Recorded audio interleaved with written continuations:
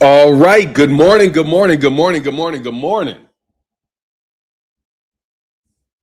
Hope you guys are well. Oh, we got some fun to talk about today, man. Lamont Roach is a buffoon. I told you that boy was a buffoon. I told you. I told you. I told you. I told you. Dog, what is wrong with you, Lamont Roach? Man, God, dog.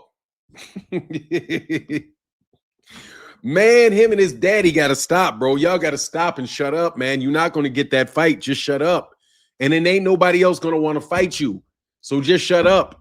Okay? This is your time to shut up. Dog, Lamont Roach, ever since I started watching this dude, because I watch him as a fighter, I never paid attention to as a person. Dog, you are not on Gervonta Davis's level, bro. You are as a fighter, but you are not as a person, as a business entity, man. You are what you call the quintessential B-side, dog.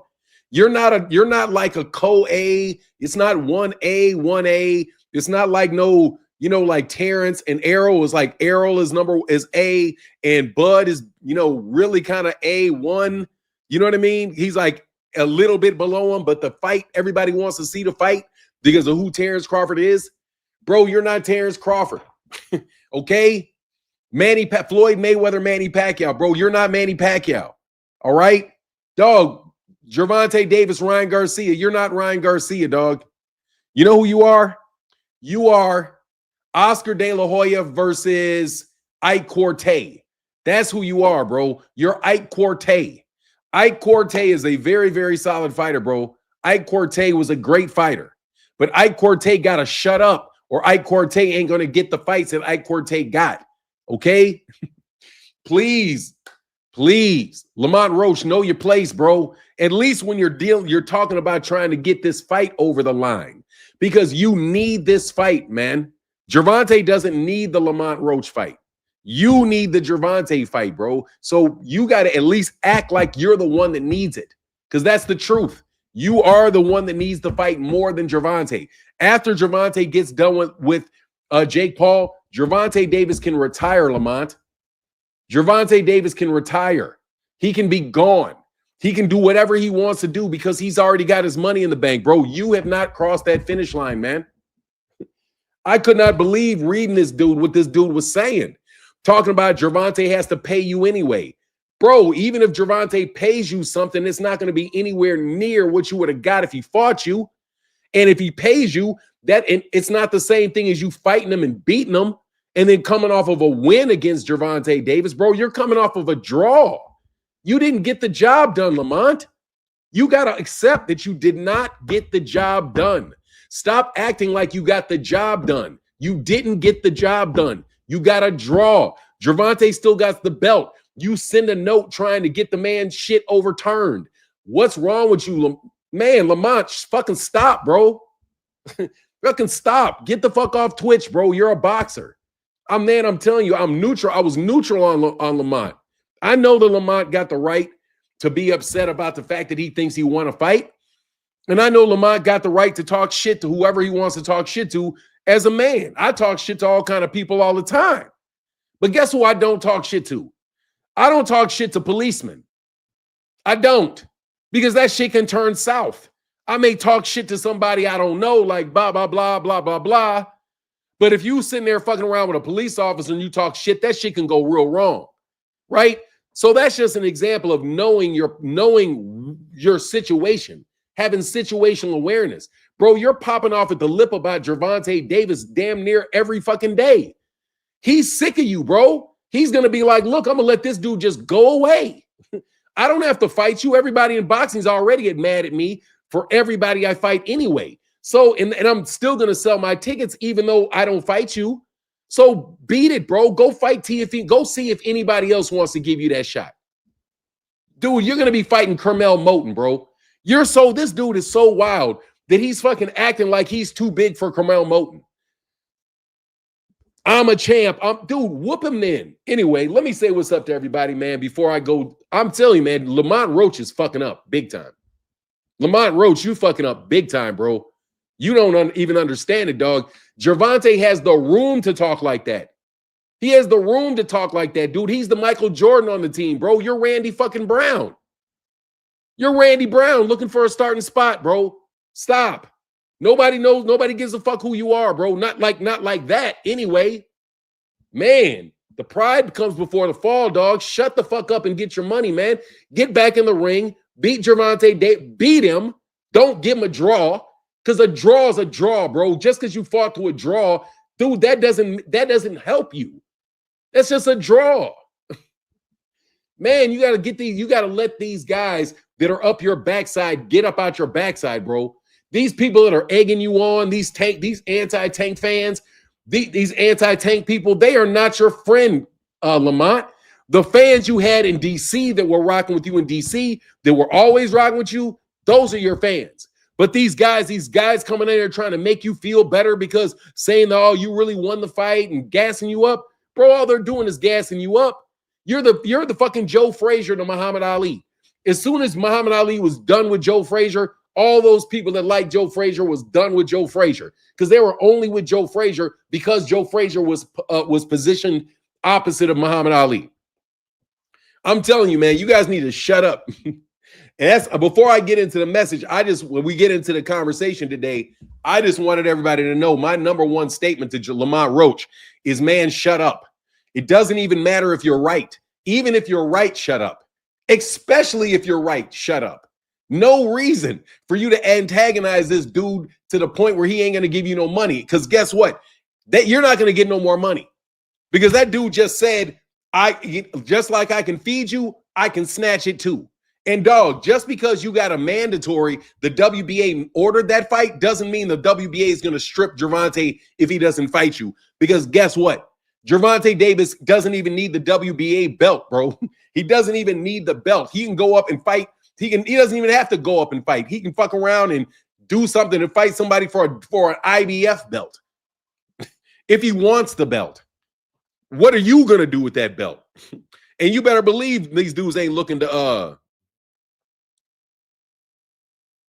Hold on one second. What does Phoenix the Assassin send to me? Yeah, Jake Paul is going to get in the Hall of Fame. It's crazy, but he will. He deserves, from what he's doing, he's going to deserve it too. What's going on? Let me say what's up to everybody, man. I wanted to start off going, what's up, Lewis Shipman? Lamont should have kept his mouth closed. He might as well find somebody else to fight. Yeah, shut up now. You done talked your ass in to a fight with you just talked your ass into a $300,000 fight. You just talked your way into a $300,000 fight, bro. All because you want to be fancy pants, bro. Nigga, he does not have to fight you. You got to draw. He does not have to fight you.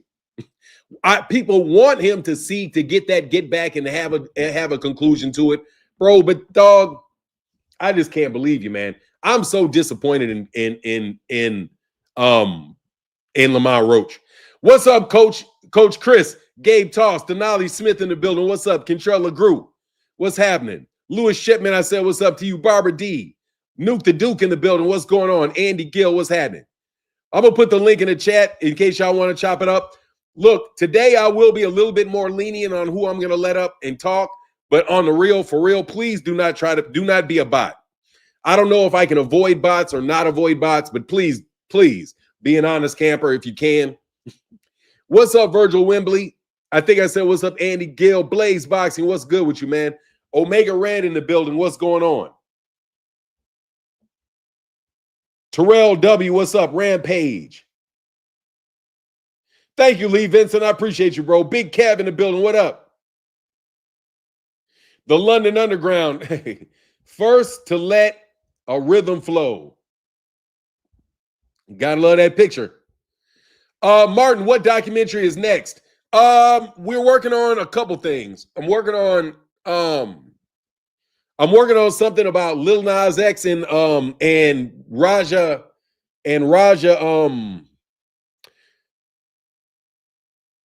Jackson. I'm working on something related to that, man. And then I'm also doing a Jake Paul and Gervonta Davis one too. We got a couple things in the pike. Hell yeah, Randy Brown. His ass, Randy Brown.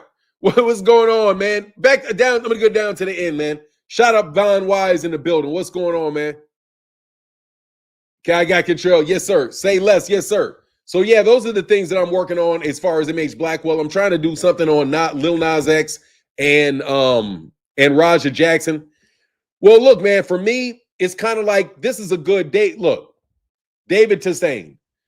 Look, man, I have fucked up a lot in my life, so I don't want what I'm saying to come across like I haven't been there, I haven't done it.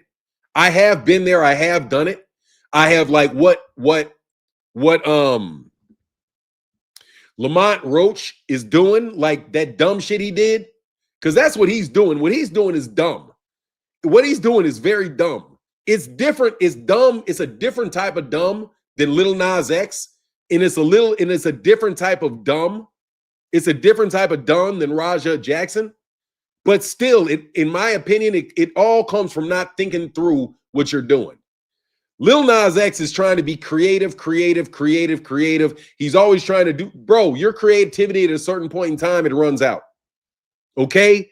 You can create, but at a certain point in time, man, you reach a homeostasis, bro, and you are what you are. You're not going to successfully reinvent yourself, Yeah, Lil Nas X, first of all, he went crazy with that insult, with the stuff that he did with Jesus, the stuff that he did with the blue blood in his shoes, all that different type of stuff that he's really doing to try to, create that ultra creativeness, right? Bro, you went overboard. Now you're walking butt naked down the street and punching cops. Bro, you are now past the point of creativity to the point of being a public problem.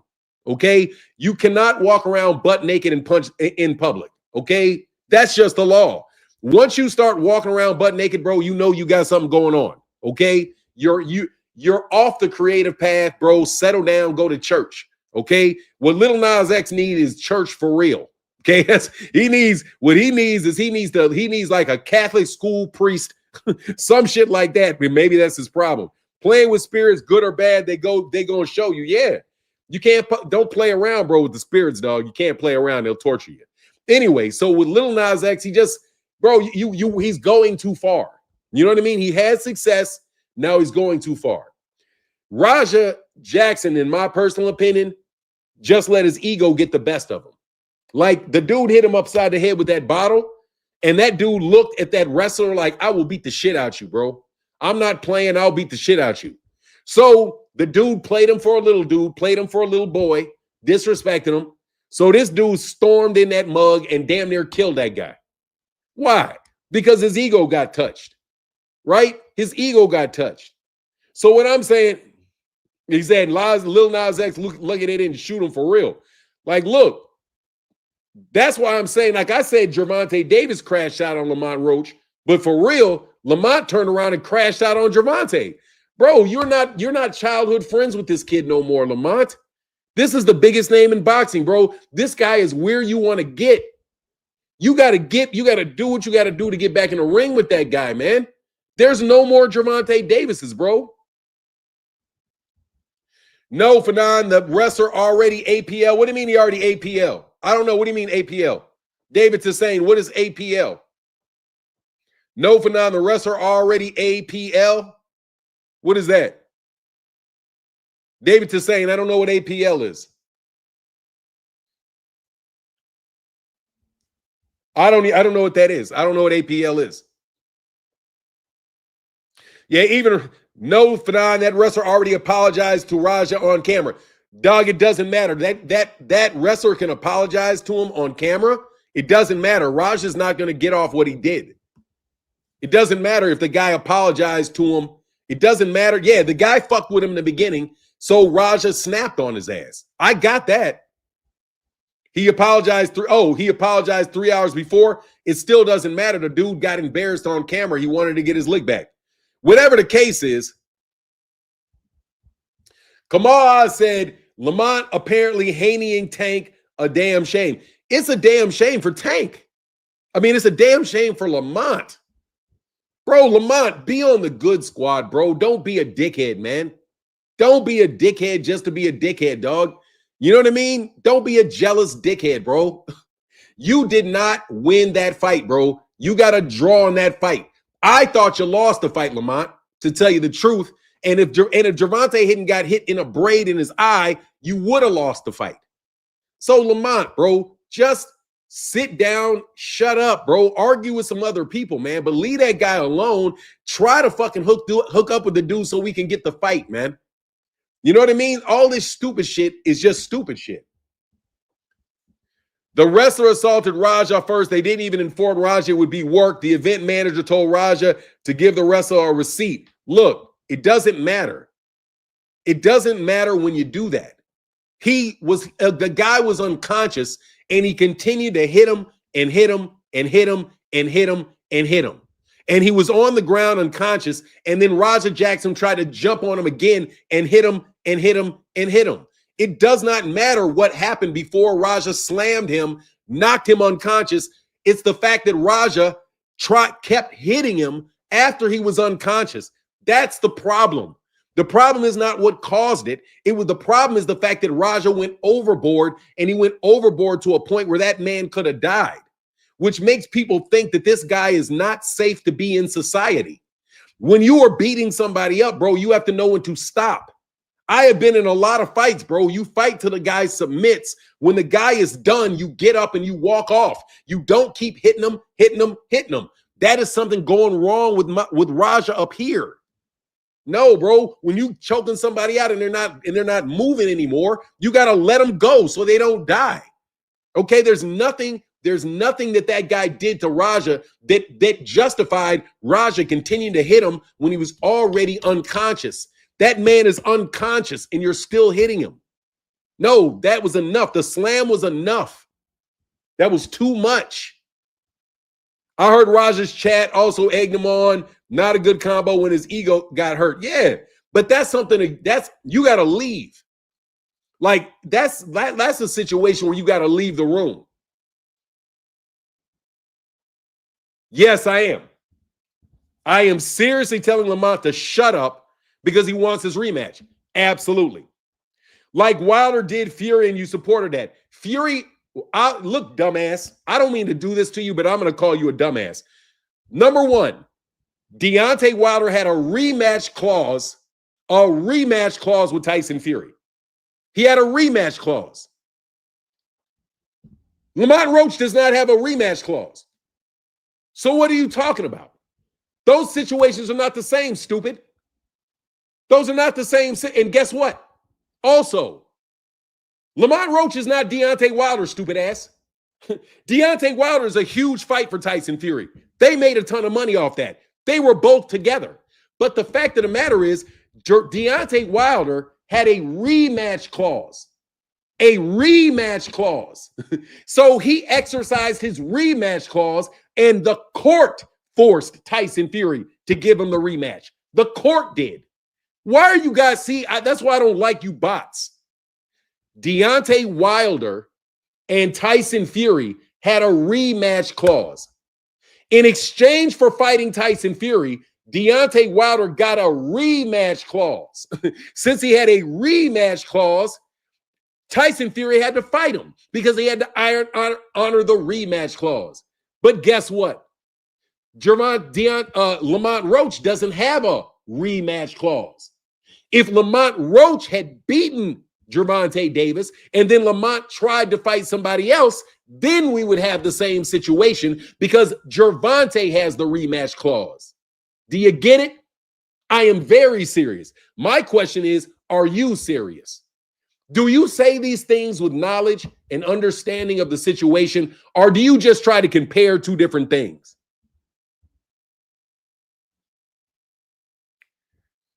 Like, seriously, that's not the first time I've heard somebody say that. In the scenario with Deontay Wilder and Tyson Fury, Deontay Wilder had a rematch clause. Tyson Fury won the fight. Tyson Fury didn't want to honor the rematch clause. Okay? That is not the same situation as Gervonta having a rematch clause, the fight being a draw, and Gervonta Davis not exercising his rematch. Because Gervonta is the one that has the rematch. But guess what? Gervonta Davis's rematch clause doesn't even kick in because it was a draw. You don't get a rematch clause executed on a draw. You only get a rematch clause executed if you win or you lose, right? If you're the underdog or if it's a two-way rematch clause, then if you lose, the other guy gets it. If it's a draw, neither one of them get to exercise the rematch clause. That's why I wish you guys would stop acting like you're lawyers. Stop talking about things just to blow smoke at people, but that's okay. We all got to make a living. I understand it. Roach doesn't have any options. Shakur Stevenson is not seriously going to fight that guy. Okay? But matter of fact, here, watch this. If Shakur doesn't get the Teo fight, which Shakur would not,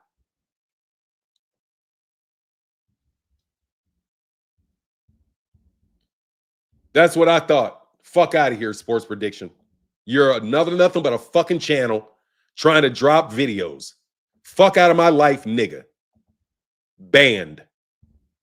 Bro, don't come around here, man, trying to sell your fucking channel. Fuck off. Dude, I don't go by other people's channels jumping into their fucking comment sections, bro, talking about what you about to drop on this. Fuck you, nigga. Get out of my chat, bro.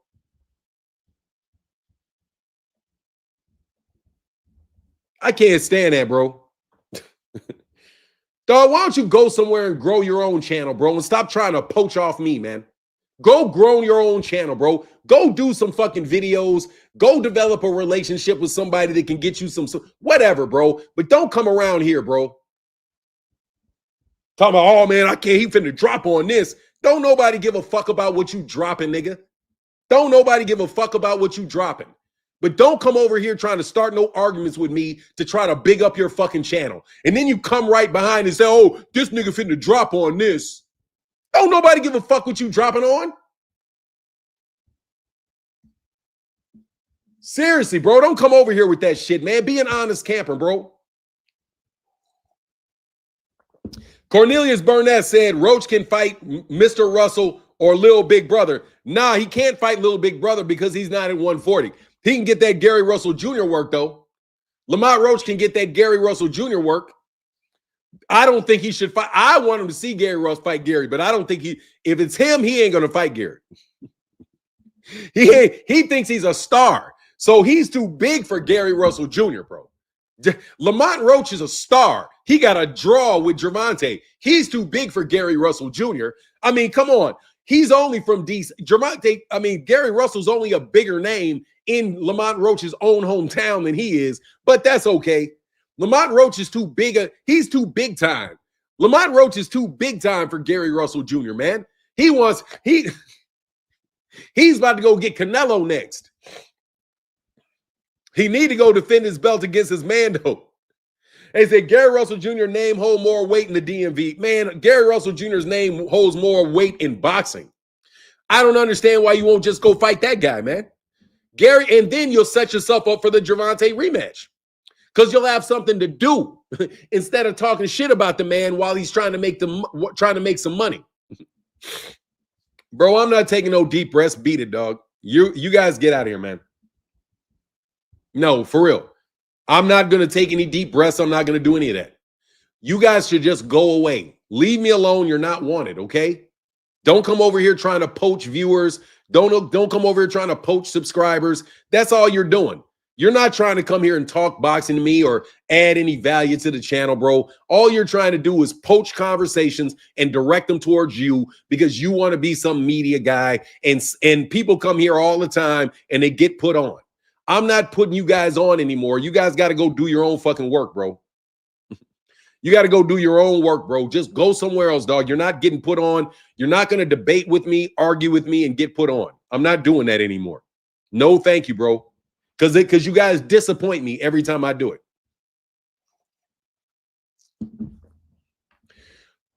Tank Davis must avoid unnecessary accidents by fighting exhibitions with Jake Paul. Riddick Bowe refused to fight Lennox Lewis. Instead, he was hurt by Galata and had no business fighting, avoiding Lewis.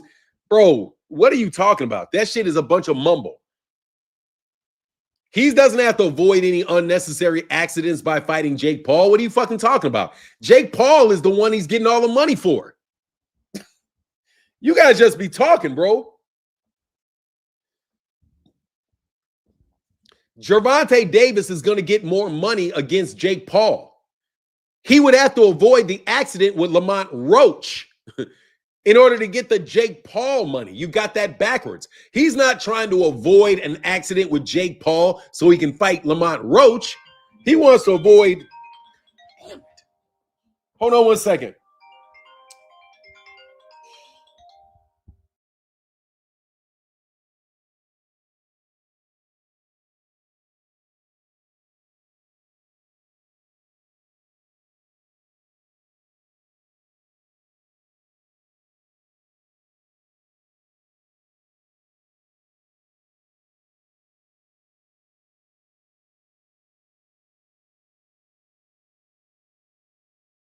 Came on. Bye. All right. Hey, Kamal, are you there? Let me put a link in the chat if y'all want to chop it up. I don't think anybody hit the link.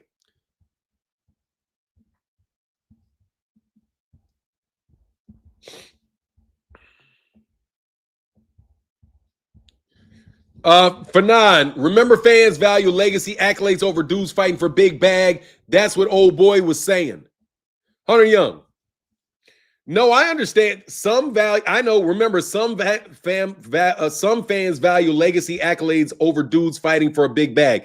That's what old boy is saying. Look, honestly, man, I don't think that fight fans, Hunter Young, value legacy. I don't think that's true. That some boxing fans value legacy, because your legacy doesn't take place until after the fight is over, after your career is over, Hunter. So no, I don't think that. What I think is people want to see the fights that they want to see. It's not about Gervonta's legacy that they want to see him fight Lamont Roach. They want to see him fight Lamont Roach so that Lamont Roach can beat him. Or they want to see it because they think it's a really good fight and they want to see which guy's going to win. I really don't understand why boxing fans sit there and spend all this time talking about legacy. Legacy is what takes place when you're all done and you look back. The question is Gervonta doing what you want Gervonta Davis to do now? There is no boxing fan that I know of that wants this Jake Paul fight. None. Like, I don't know anybody that's looking forward to this. Like, it's definitely like a big thing in the world. You know, in the world in general, but I don't see any real box. There's nobody in this chat that is like gung-ho. That's really gung-ho to see Gervonta Davis and Jake Paul fight. I don't think anybody. What you see is them saying, "Damn, he's getting his bag," and laughing in the faces of other people who are trying to drag the guy down. So I'm happy that he's getting the money and that he's going to be on the biggest platform that there is in boxing. But that's all I'm happy about. I would much rather see the fight between him and Lamont Roach. But at the same time, man, what can you say about him? What's up, Kamal? How you feeling, man? Hey, count me as one person who is happy that this fight is happening. Hey, I'll be right back. I can hear you. Give me like 3 minutes. I got to grab perfect. Something. I am happy. So to all you jabronis in the chat, I am happy this fight is happening. I am happy that Tank is fighting Jake Paul, because Jake Paul was set to fight Anthony Joshua. And so both Jake Paul and Tank Davis G-check the three biggest jabronis I know in all of boxing right now. And I'm saying right now, actually the five biggest jabronis. Number one, they G-checked Canelo Alvaroid and Z-Side Bud, and totally took the air out of their air balloon, took all the helium out of their air balloon. No one's even talking about that fight. The only thing they're really talking about right now is Bertie the Boxer saying that what's his name, Boots, allegedly sold out by sparring Canelo. What a clown Bertie the Boxer is. That's another clown. Okay, so those two is who that they G-check. They G-check Turkey a la Sheikh, because all you jabronis told me that Tank had to go kiss the ring, like all the like B-sides, like Devin and like Shakur, who's fighting on the undercards of undercards, getting 40,000, taking credit for $40,000 in pay-per-view buys for the rematch between Better Biev and Beevil. So he G-checked Turkey a la Sheikh, G-checked Eddie Hearn. Hearns, your boy Eddie Hearns, because Eddie Hearns, you know he's bitter, Fanad, because Eddie Hearns even now is saying, he saw in an interview, that sly little devil, he said that Tank doesn't love boxing anymore. That's why he's fighting Jake Paul. Well, Eddie Hearns, your boy Joshua, your golden child, your golden ticket, the one that you successfully utilized, D-ball Dillian, the delusional druggy ducker. Druggy ducker. Yes, the delusional. I got to say that 5 times real fast. My Delusional druggy ducker. D-ball Dillian, the delusional druggy ducker. You utilize him in the role of Kevin Costner to Whitney Houston to protect him from Deontay Wilder. He was going to fight Jake Paul. And Tank G-checked your boy because Jake said, I want a bigger bag. I want a bigger platform than Anthony Joshua. So, Fanad, did Anthony Joshua not like boxing anymore? If he was going to fight Jake Paul, would Eddie Hearn have said, well, Anthony Joshua doesn't love boxing? Oh, they probably wouldn't say that because he fucking fought Francis Ngannou in here, still saying he loves boxing. So Eddie Hearn, many of them dudes, he's fight, dude. These same people didn't have shit to say when Tyson Fury fought Francis Ngannou. Shit to say. They didn't have shit to say about it then Anthony Joshua did it right behind him. Exactly. And they stole it. As I was going downstairs, I was thinking about this. They stole the idea from Deontay Wilder. So they had a problem with but now Gervonta stole it from Anthony Joshua and Canelo Alvarez. Like, come on, man. They stole the original people that were doing that shit was the PBC trying to get that done. Exactly. And then they stole the idea from the PBC and Turkey did it. Yep. So now they're mad that Gervonta stole Canelo Alvarez's man, that is something Canelo would have loved. Yeah, Canelo. See, the funny thing is, when Mayweather fought McGregor, all these people there was the same selective outrage about this. But you know what? Through Arum, Manny Pacquiao said that he would fight Conor McGregor after Floyd did. Canelo and Oscar De La Hoya said they'd make the fight with Conor McGregor. So it's just this fake outrage. Jake Paul exposed you guys, all you this fake outrage culture. He exposed you guys when he had the fight signed with Canelo, and Turkey had to overpay to kneecap that fight from happening. And again, Turkey lied about trying to make the Benavidez fight because he's trying to get fights for his boys, the guys that he wants. You know, he doesn't want to give the fight. He doesn't really want to give the fight that the public wants, that could really go away to helping boxing, to giving us what we need, which is Benavidez and Canelo. He's not interested in doing that. He's talking about Hamza Shiraz and the winner of of the rematch between Eubank and Ben getting the Canelo fight. And then after he finishes his 4-fight deal for however much, $400 million,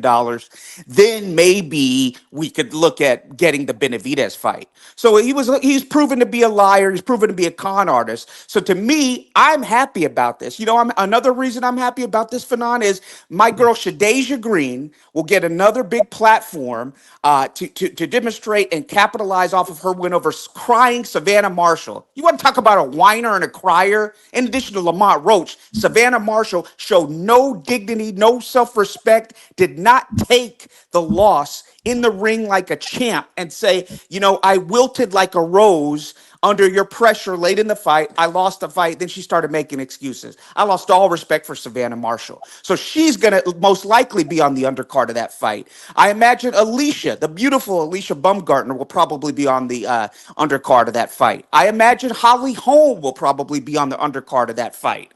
I imagine other female boxers, even Ashton Sylvie, my guy from LA, who Jake Paul is one of the few male boxers. Don't overdo it on that undercard. They need to have don't overdo it all with people on undercard. They need to have some PBC fighters on them on that. Oh, they will. Camp. Oh, like you know they will, Fanon. Oh, you saw your boy Jermel got ordered to fight the guy that beat Jonas. They must listen to this show, Fanon. Didn't I say yesterday that'd be a good comeback fight for Jermel? Is that Abbas Baru from and they ordered it the same day. You said it. I'm happy for that. I'm happy that Jermel's coming back, though, man. I'm really happy that Jermel's coming back because that dude, like, It's just interesting, man. I think this is one of the reasons I don't believe this money that these guys say they're making is because these guys are trying to fight too much. Exactly. Like if you're really making like Tyson Fury really made that $200 million he said he made. Why is he trying to come back? I don't buy that shit. You got that much money, bro. At a point in time, you're gonna stop taking punches, dog.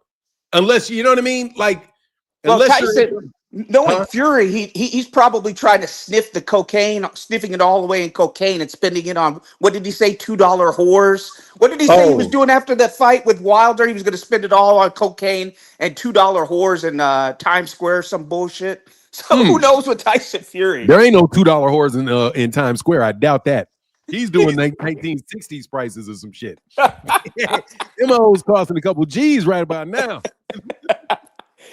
Who knows what Tyson Fury, even though he's a happily married man, he'll go off and say these wild things. He's a family man, though. I fucks with Tyson Fury on that family. He takes care of his family, man. He does. Like, you know what I mean? Those gypsies, the travelers, you gotta imagine. They've been stigmatized in numerous cultures. They've been subject of racial and ethnic discrimination and ethnic cleansing and pogroms. So I have to say, the travelers, as they're called in the UK, the gypsies, my heart goes out to those people because those people have been mistreated throughout history. They were one of the victims of the Holocaust who died in large numbers as well.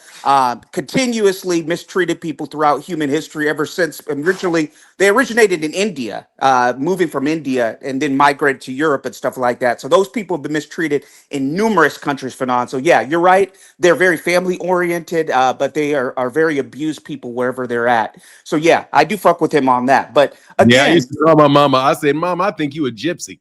She got mad about that shit. She's like, I ain't no damn gypsy.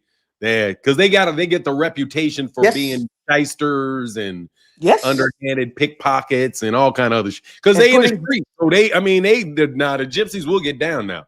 But yeah, they definitely have a lot of stress. And they even have a racial term that's like the N-word for us.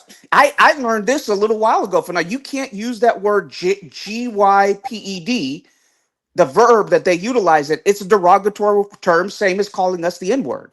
That's an inappropriate word. You cannot use that. And just like a lot of groups, they got together and they banded together because they were being disenfranchised, discriminated against. So if they didn't look out for each other, if they didn't do things to help each other out and to be violent or whatever as society would term it, they would be all wiped out. And they have been wiped out in many places.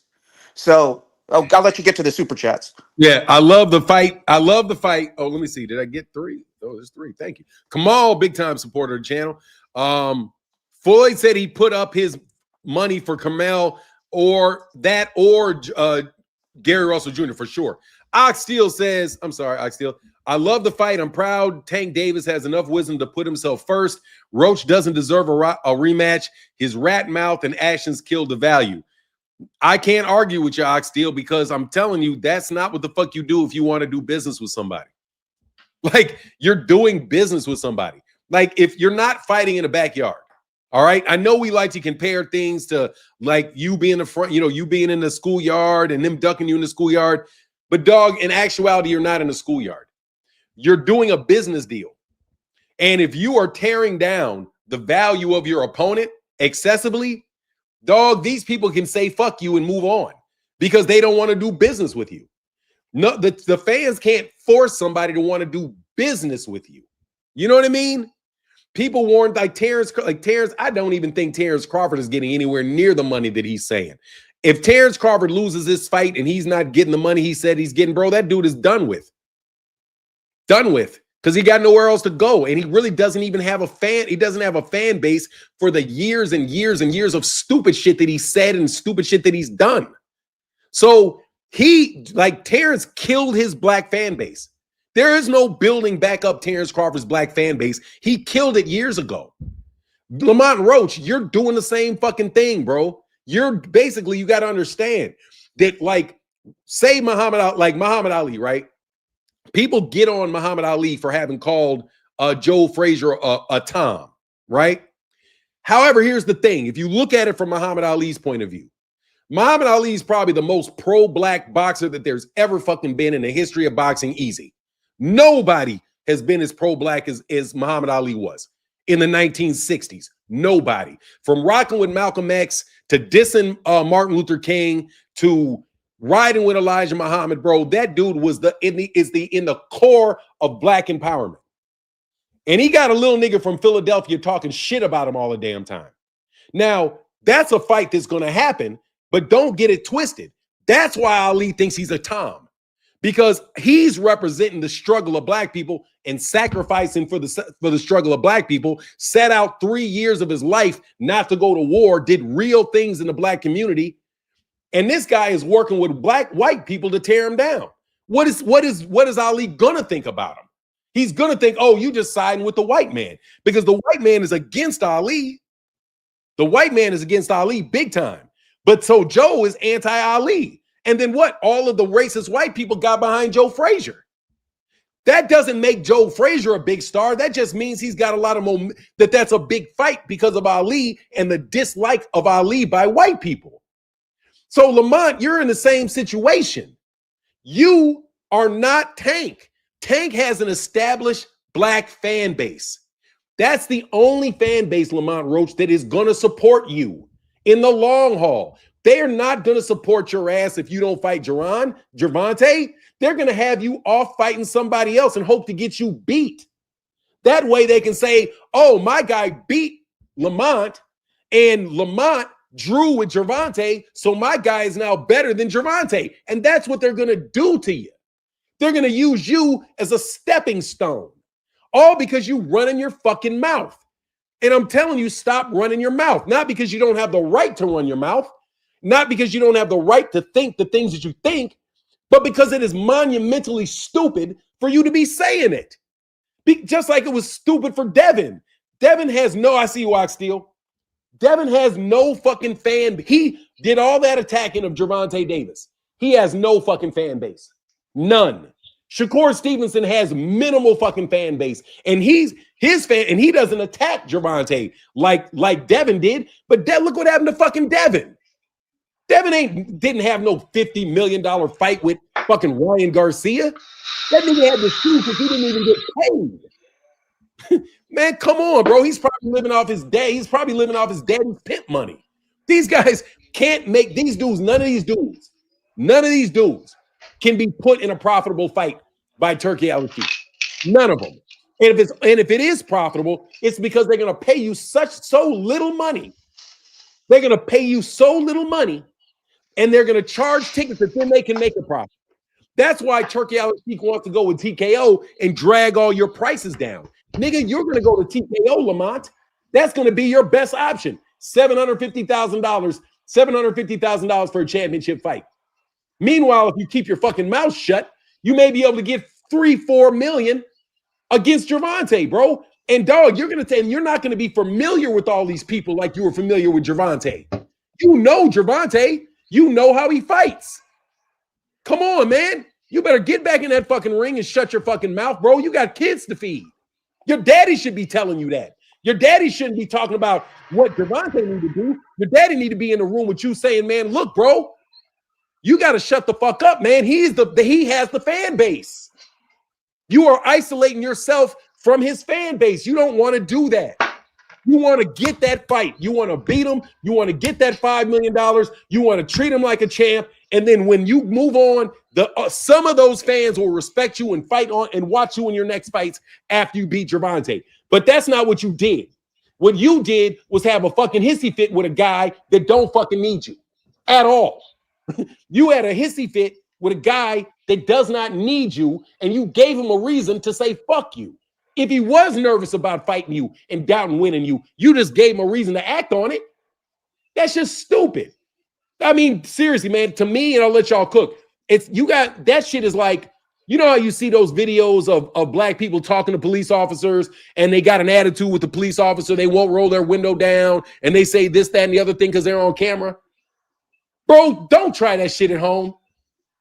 Do not try that shit at home. Bro, they do that shit on camera. Those cops know they on fucking camera and are cooling out while you do that shit. If you do that shit to the wrong cop, bro, you're going to get your ass drug out and beat half to death. Why would you even take a chance? Just be polite to the guy and keep it pushing so you don't have to worry about the worst thing happening as a result. No, Lamont. I watched Lamont Roach this entire time, bro. And from the minute that he got a draw, he never showed any appreciation to the Tank fans that were supporting him in the lead into that fight. All of these people that Lamont Roach is talking to and Lamont Roach thinks is supporting him were the people that said that they didn't want to see him fight Gervonta at all. The people that were selling the fight were the people that you're now hating on. You niggas are politically inept. That's the phrase I'm looking for. You guys are politically inept. You have to understand that you have relationships with people. The PBC is probably telling Gervonta, fuck that dude. Don't do that. That's going to be, number one, that's a tough fight. Number two, he's not appreciative. Number three, bro, we got way more money with Jake Paul. You can never fight again off this. Fuck Lamont. Yeah, but they're going to say bad things about me. I want to get my lick back. Look, this is Al Heyman. Fuck him. He's not worth your time, bro. You got the draw. Move on. That's what Lamont, that's what Al Heyman and those guys were probably telling Terrence Crawford telling Errol about Terrence. But Errol didn't listen. So Errol got stuck. Gervonta is not going to make the same fucking mistake, bro. He's not going to make the same mistake by letting you all dictate what he does with his career. He's not going to. Errol Spence's mistake was that he let other people and what other people thought about him fighting the best after the best after the best. I don't want to see anybody but this guy. He took that in on himself. He refused to have any tune-ups. He refused to he was okay with being inactive for long periods of time. Dog, I know he got consulted not to do that. Dude, get your money, take these fights, get your money in these fights, stay active. He didn't do it. Gervonta Davis is not about to let Lamont Roach negotiate him out of a penny of money. He's not going to let Lamont Roach and you guys guilt trip him into not getting the money from Jake Paul and going back in there with the guy you said you didn't want to see him fight in the first place. Anyway, I'm sorry, I went too long. What's going on, Ox Steel? Hey, good morning to both of you brothers, Kamal, Oz, and Fanon. How y'all doing? I'm well, brother. How are you? I'm great, man. I just had to chime in a little bit. There's been a lot of talk about this, and it proves that Tank is the face of boxing. Even in some of his darkest times, he's still the largest topic of discussion. This exhibition, this sideshow, this attraction, whatever you want to call it, it's definitely eclipsed the Bud and Canelo fight pretty much all together. And one thing about a lot of these guys, between 130 and 140, 135, 140, they can't do an interview without mentioning Tank's name. These guys been meat riding Tank, for years. Even a lot of these YouTube channels, I've seen YouTube channels be pro Tank, and as soon as Tank does something that doesn't fit, I guess, their talking point or their narrative, they're ready to switch up on Tank. But then they try to walk it back, because they don't really understand a lot how business works or negotiations or logic. We're not in the ring with Tank. And so at the end of the day, Tank has to do, what's best for him. I really feel like Lamont Roach, like I said in the comments in the super chat, and I've been saying it for weeks, his mouth is killing the fight. And if people know anything about professionalism and business and stuff like that, sometimes it's best to just kind of keep your mouth shut. I'm not really a go alone and get along kind of person, but I just look at it from a basic angle. As a black man who's dealt with family law issues, I have primary custody of my son. I'm gonna get a little personal. I got primary custody of my son, and I had to hire a lawyer, and I went through the legal stuff back and forth. I've never been to jail or nothing like that, but just the stress of the legal aspect of fighting for you to be a part of your child's life, man, that stuff had me so disconnected, or it had me just, my brain was just on a whole nother frequency. So I can't imagine being a prize fighter and I'm going through some stuff with my child's mother, and I'm in the spotlight in front of the world. You know what I'm saying? I wasn't even really able to function properly on Zoom with my remote corporate position, because I'm arguing with this damn girl, before work. I was working remote or whatever from home, and me and her would be into it, man, I would have to call and take the day off and have a drink. You know what I mean? So it's like people don't really understand how that stuff goes, and it's like this guy was trying to push for Tank. You know, you the B side, man. Just shut up and wait until the guy get ready. You know, Tank got court dates and all this kind of stuff going on. All you got to do is put a little bit of respect on his name, and it's like I've noticed that Tank kind of leans towards people who just do square business. You know, Leo Santa Cruz didn't defame Tank. Mario Barrios didn't defame Tank. Pitbull didn't defame Tank. It's a lot of opponents that probably could have went back and forth and got a little nasty with Tank verbally, but they didn't. They didn't really do that. You know, I know Rolly tried to sell the fight, and Ryan tried to sell the fight, but those were at different points, you know, in Tank's life or whatever. And I'm not telling Roach to keep his head down, but sometimes I guess you do got to kind of keep your head down and keep things going. It was just a draw, bro. It was a draw, but I knew this rematch probably wouldn't happen when Roach ran off to the New York Athletic State Commission. I knew when he started doing all these interviews, I'm like, man, this dude about to blow it, because Tank doesn't need you. You need him.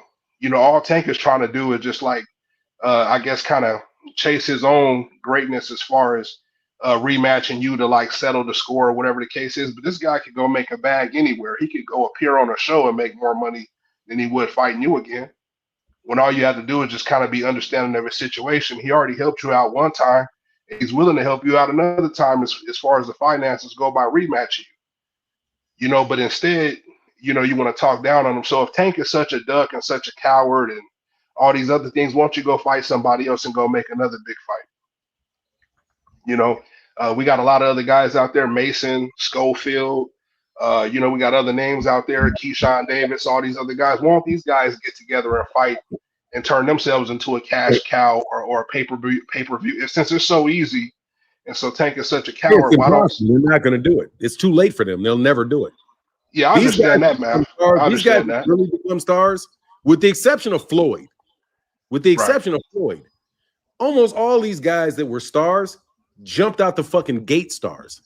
Like, most of them do. Most of them already have something about them that pushes that really pushes them over. But I wanted to just say one thing, because I had to respond to somebody on Twitter. You guys keep responding with that Lamont Roach doesn't have to kiss Gervonta's butt. I want to say this in a way that you guys can understand it. There's a difference between somebody saying, don't talk crazy, versus you need to kiss his butt. When I use the cop analogy, I'm not saying that you have to be, oh, Mr. Police Officer, sir, thank you so much for pulling me over. Oh my God, can I give you some money? Thank you. I'm not asking you to fucking go nuts. I'm asking you can sit there stoically when the police officer comes there. If he asks you for his license, you say, yes, officer, and you give him his license. If you say, okay, well, where are you headed? Well, I'm headed home, officer. And you just answer any question that he asks you, whether or not you believe that he has a legal right or not. Okay? Because you don't want to complicate the process. Okay? If he says, can I look in your car? If you don't have anything in your car, say yes. Because there's nothing to fucking find. So why would you wait for him to call somebody in to get a search warrant, to look through your car and do all of that? You wouldn't. You just say, I don't got it under my car. Yeah, you can look at it. No worries. Boom. And you move on. That's not the same thing as what I'm telling you not to do to a police officer. Don't say, fuck you, police officer. Fuck you, cop. Fuck you, pig. You Let me go.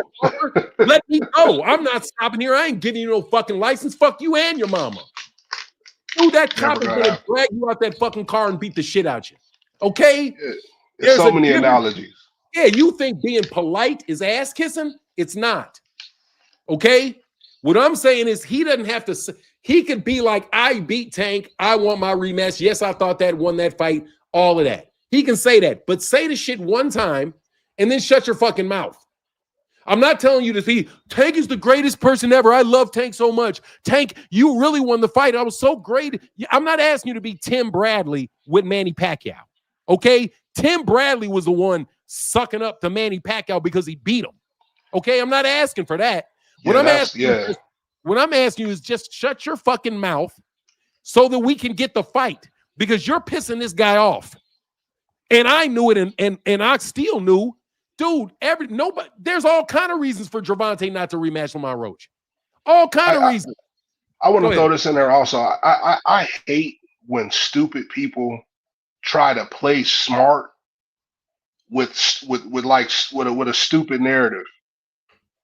I like if that makes any sense. It's Yeah, I like do. It this makes is perfect not sense.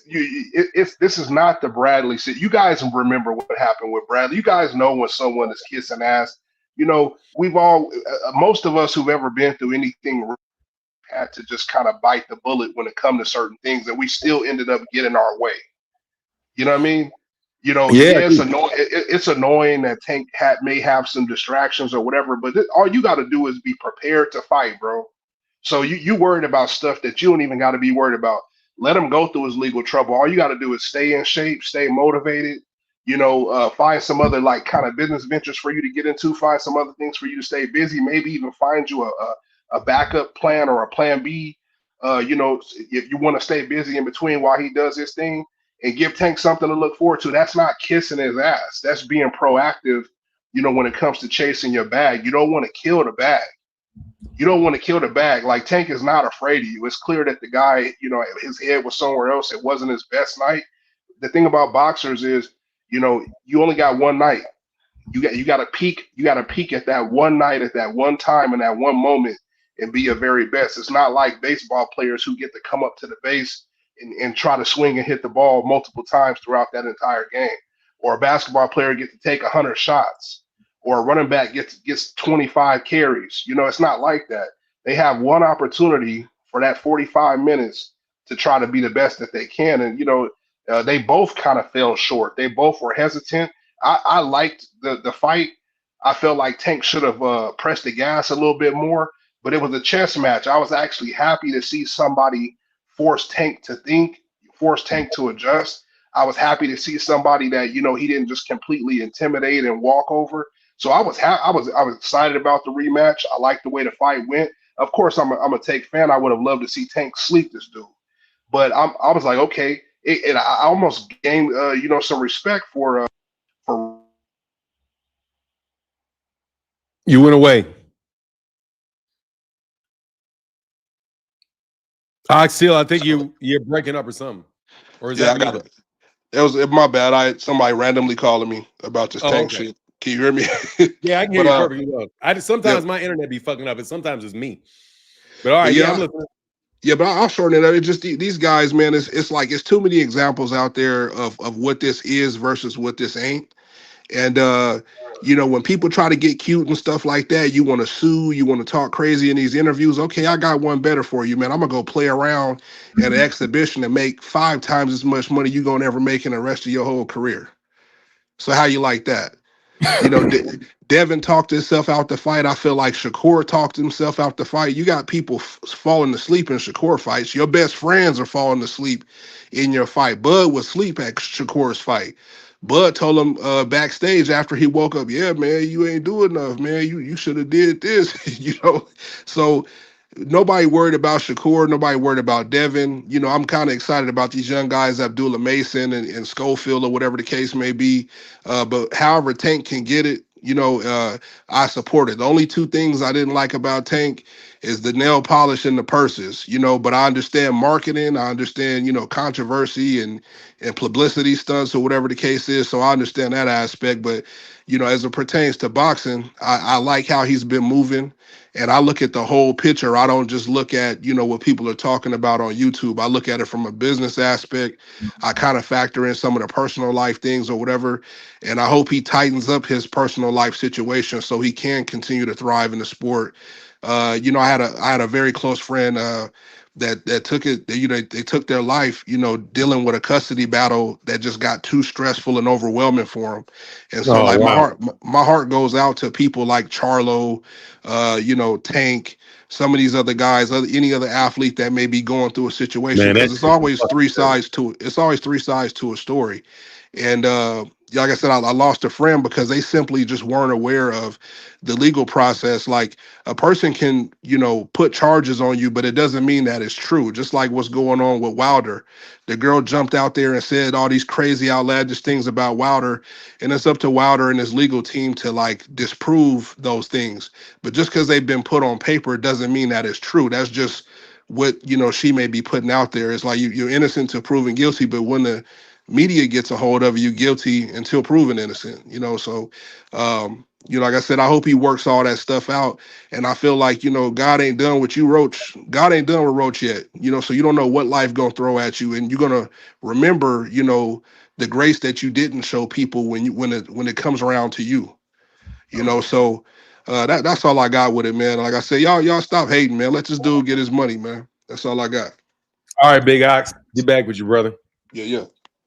Words of wisdom right there from Ox, one of my favorite contributors on here, man. And let me just break it down for you guys to expand on what Ox said, because Ox is a really intelligent dude. Since I've been listening to you, Fanon, he didn't come on as often as some of the others, but this is a guy I really respected. And thank you, Ox, for really sharing a personal aspect and putting a personal touch on this that a lot of people wouldn't have had the confidence to put out there. And I can tell you from my perspective as well, I have gone through something as well, and I can tell you that is overwhelming when you're having to pay for lawyers. You're worried about, hey, look, X, Y, and Z could happen, especially if you're a celebrity.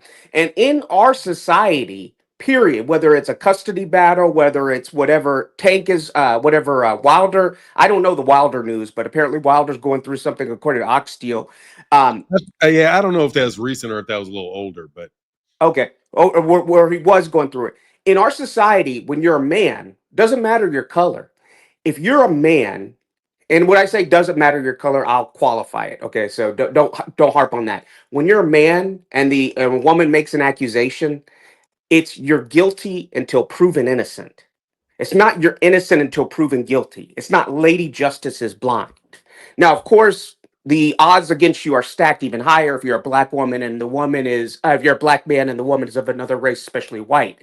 But I'm saying in these kind of custody battles, in he said, she said, like we saw with what was that guy, Jonathan Major, the Jonathan Major situation. Hell, yeah. we even saw it with the Johnny Depp and Amber Heard. It was the man is guilty until proven innocent. We've developed in this Me Too society that's very litigious, and we've swung the pendulum from justice all the way from, hey, look, men can do a Weinstein or whatever and do whatever they want, to now the burden of proof and the shame is all on the men. We Well, you saw it got with to the. do. There's something even worse about that. I just on that people should understand. Go ahead. What the Me Too movement wanted to do was they wanted to allow women to retroactively remove consent. Retroactively, which means that, say a young girl is 18 years old and she has sex with a celebrity. And she's there having sex. She wants to get into an industry. She meets him at a party. They go home and have sex. Right? He's now cool with her, whatever. He introduced her to somebody, and then boom, she knows somebody, they start going off, right? Now, this dude didn't do anything but have sex with somebody that he met. They thought they were cool. She was down, he was down. It all ended, went away, no problems. He then gets a call 25 years later that he raped that girl. Why? Because she retroactively removed consent. She has the right, according to the Me Too movement, at the age of 60, whenever it was, to go back in time and say, I didn't really consent. Why didn't I consent? Because I didn't realize that I was doing it to move my career along. He was a famous actor, and I really only had sex with him because I thought he could do something for my career. So really, I didn't consent to have sex. He really raped me. That is the logic of the Me Too movement, which is why I'm telling you, you cannot rely on the law. And this is why I disagree. Like 2 Cent, my girl, but I totally disagree with you guys relying on the law to save you. I don't believe it. I think you need to use your basic negotiation and relationship skills to save you. It is not worth it to me if I don't have anything in my car. Anything in my car. If I know I don't have anything in my car, it's not worth it to me to argue with a police officer that wants to look in it. Because number one, I know there's nothing in it. And number two, I'm letting him do what he wants to do, and then he can get on about his business. Right? Now, what is the other alternative? I start arguing with him. 2 Cent, you're a woman. I'm a man. I'm 6'2", 250. I start arguing with him about not getting in my car. This guy's going to start feeling a certain way because of how my voice sounds and what my body looks like. And especially if I start getting animated, he's going to feel a danger. And then all of a sudden, he's going to do what? He's going to do a little version of that retroactive consent on my ass. And he's going to be like, I feel endangered. Pop, pop, pop. And what happens when my voice raises beyond making him comfortable? He's now off of whether or not he wants to search my car and on to whether or not I'm making him feel scared. And then he's going to fucking shoot me. So I just say, you know what? I can see how these things can play out. Let me behave in a fashion that gets me where? Home. If this police officer did something illegal to me, I'm going to deal with that after I get home. Because the number one job when you're with the police officer, especially if a black man, is to get home. Get home. Don't worry about whether he's violating this, violating that. Dude, you can work that out when you get your lawyer. Do not play lawyer with him. That is a dangerous, dangerous thing. So, again, back to the Lamont Roach portion of this. Nobody is telling Lamont Roach to kiss his ass. What we're saying is don't antagonize the man to the point where he just says, fuck you. Because you can do that. You can antagonize somebody to the point where they say, you know what? I know I'm in the wrong if I don't fight this guy. I know I'm in the wrong. He fought a drug, but you're such a fucking asshole. I'm not giving you a shot because you won't shut your fucking mouth. Okay? So no, I don't want to do business with you. I would rather say fuck you than have everybody be mad at me. But because I do that all the time. I will say fuck Turkey Al-Sheikh and have everybody in boxing mad at me because I say fuck Turkey Al-Sheikh. They're all mad at me because I don't want to fuck with Turkey Al-Sheikh. So, but Turkey Al-Sheikh has said shit to the point and done shit to the point where there's no way I'll ever fuck with him. So I'll take all the heat in the world for not fucking with him. I don't care what you guys got to say. Fuck Turkey Al-Sheikh. I don't like him. He got ring card, boys. That's too much. He's interfering with fights. That's too much. But you could get money if you were talking nice to him. I don't want the money. Fuck you and his money. At a certain point in time, people will do that. Lamont Roach didn't just say one thing, two things, three things. Lamont Roach was on a Twitch stream for 4 fucking months, talking all day long. Fucking co-signing with a bunch of niggas that hate him. Dude, fuck you. That's what I'm saying. Lamont, shut your mouth until you get the fight. And then you win the fight. After you win the fight, you can say whatever you want to say. You can do whatever you want to do after you win the fight. Because you got past that. Just like all you young dudes, I'm telling you, your job is to get home when you're around police officers. You can talk shit and do all that from in your house. Nice and safe from your house. You do that shit in front of a guy with a loaded gun and the ability to call 5, 10 niggas to come back him up in a country where you know black men get shot by the cops all the time. Many times they don't make the newspapers. For every goddamn idiot out there talking about loudmouthing a cop, there's a dead nigga somewhere that fucked up for doing it.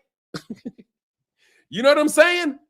Like, that's the issue with Lamont Roach, bro. You're just making bad decisions. What's up? What's up, Crown the Best? You're on mute. Crown the Best, you're on mute. What's up, Kamal? You good, Kamal? Yeah, I'm good. It's the age old. Huh? Crown the Best isn't saying anything. Okay. I was going to say, man, to expand on what Oxtail and you're saying, we're saying, it's the age-old adage, man, that Lamont is missing. Because, again, these guys can't see the forest from the trees, the Crawfords, the Shakurs and stuff. It's the age-old adage, don't bite the hand that feeds you. Yes, you have the right to talk shit about Tank. Yes, you have the right to go in that DC club with that neon sign that says Tank Duckin. Yes, you have the right to become a Twitch streamer and a YouTuber and continuously trash and make fun of Gervonta's personal battles and his demons that are in the public because he is a public figure. And yes, you have a right to go to the New York State Athletic Commission and be, in my opinion, a very lame have a very lame response to that fight, go to the seeking to overturn a decision made in the ring, which of course was overruled because which was set aside because they found you had no standing in doing that. And yes, you could even pursue a lawsuit and it'd be a publicity stunt against Tank, who has the one-way rematch clause. Dude, you don't have a rematch clause with Tank. Tank is the one who has the rematch clause with you. He can exercise it however, whenever he wants to. You have no recourse. Oh, I'm sorry. Gervonta cannot exercise a rematch clause off a draw. He did. I thought he did. No rematch clause. No, it's a draw. He doesn't get a rematch clause off a draw. The only time you get a rematch clause is if like you lose the fight. Because think about it. If you draw, there's no rematch because nobody lost the belt. It's not a loss. It's a draw. So I don't know unless you write it in.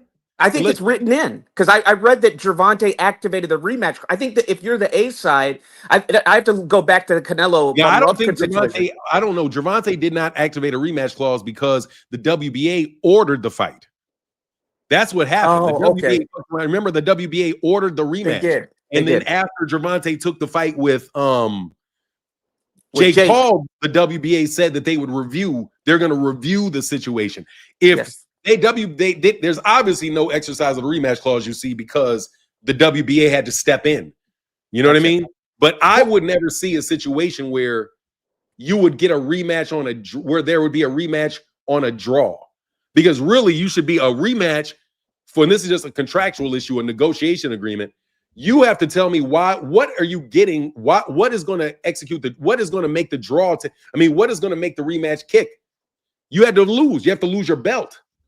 You have to lose and usually there shouldn't even be rematch clauses in non-title fights. That's that dumb shit Eddie Hearn does. He does the rematches in non-title fights. So Eddie probably has rematch clauses in every fucking fight because he's a fucking asshole. Because obviously, because that's why there'll be like one of his regular bum ass fighters will lose and the other guy got to run it back with him. But it used to be historically, the way that I understood it, is they were always for championship fights. Because really, in order to enforce one, if you remember back with the Lennox Lewis and Hasim Rahman issue, even to enforce the rematch clause, you have to have what something is called you have to be suffering irreparable harm if in order to enforce the rematch clause. So you can have it, but if the guy wants to skip out, when you go to court, those guys are going to say you have to show that you're going to have irreparable harm, because anytime you say that you want a court to do something, you have to show damages. You have to show where it harmed you. So It's going to be very, very difficult for Gervonta or Lamont Roach to say that a draw harmed them in any inappropriate way. That the rematch there would be irreparable harm from a draw because the champion didn't lose their belt on a draw, right? If Gervonta had lost the fight and he executed that rematch clause, that's the reason to have a rematch clause. And then Lamont didn't want to give him the rematch. He would go probably before an arbitrator, then a mediator. And they would say, okay, well, show me what the problems are. Like, show me, like, how is this going to hurt you if Lamont Roach doesn't give you this fight?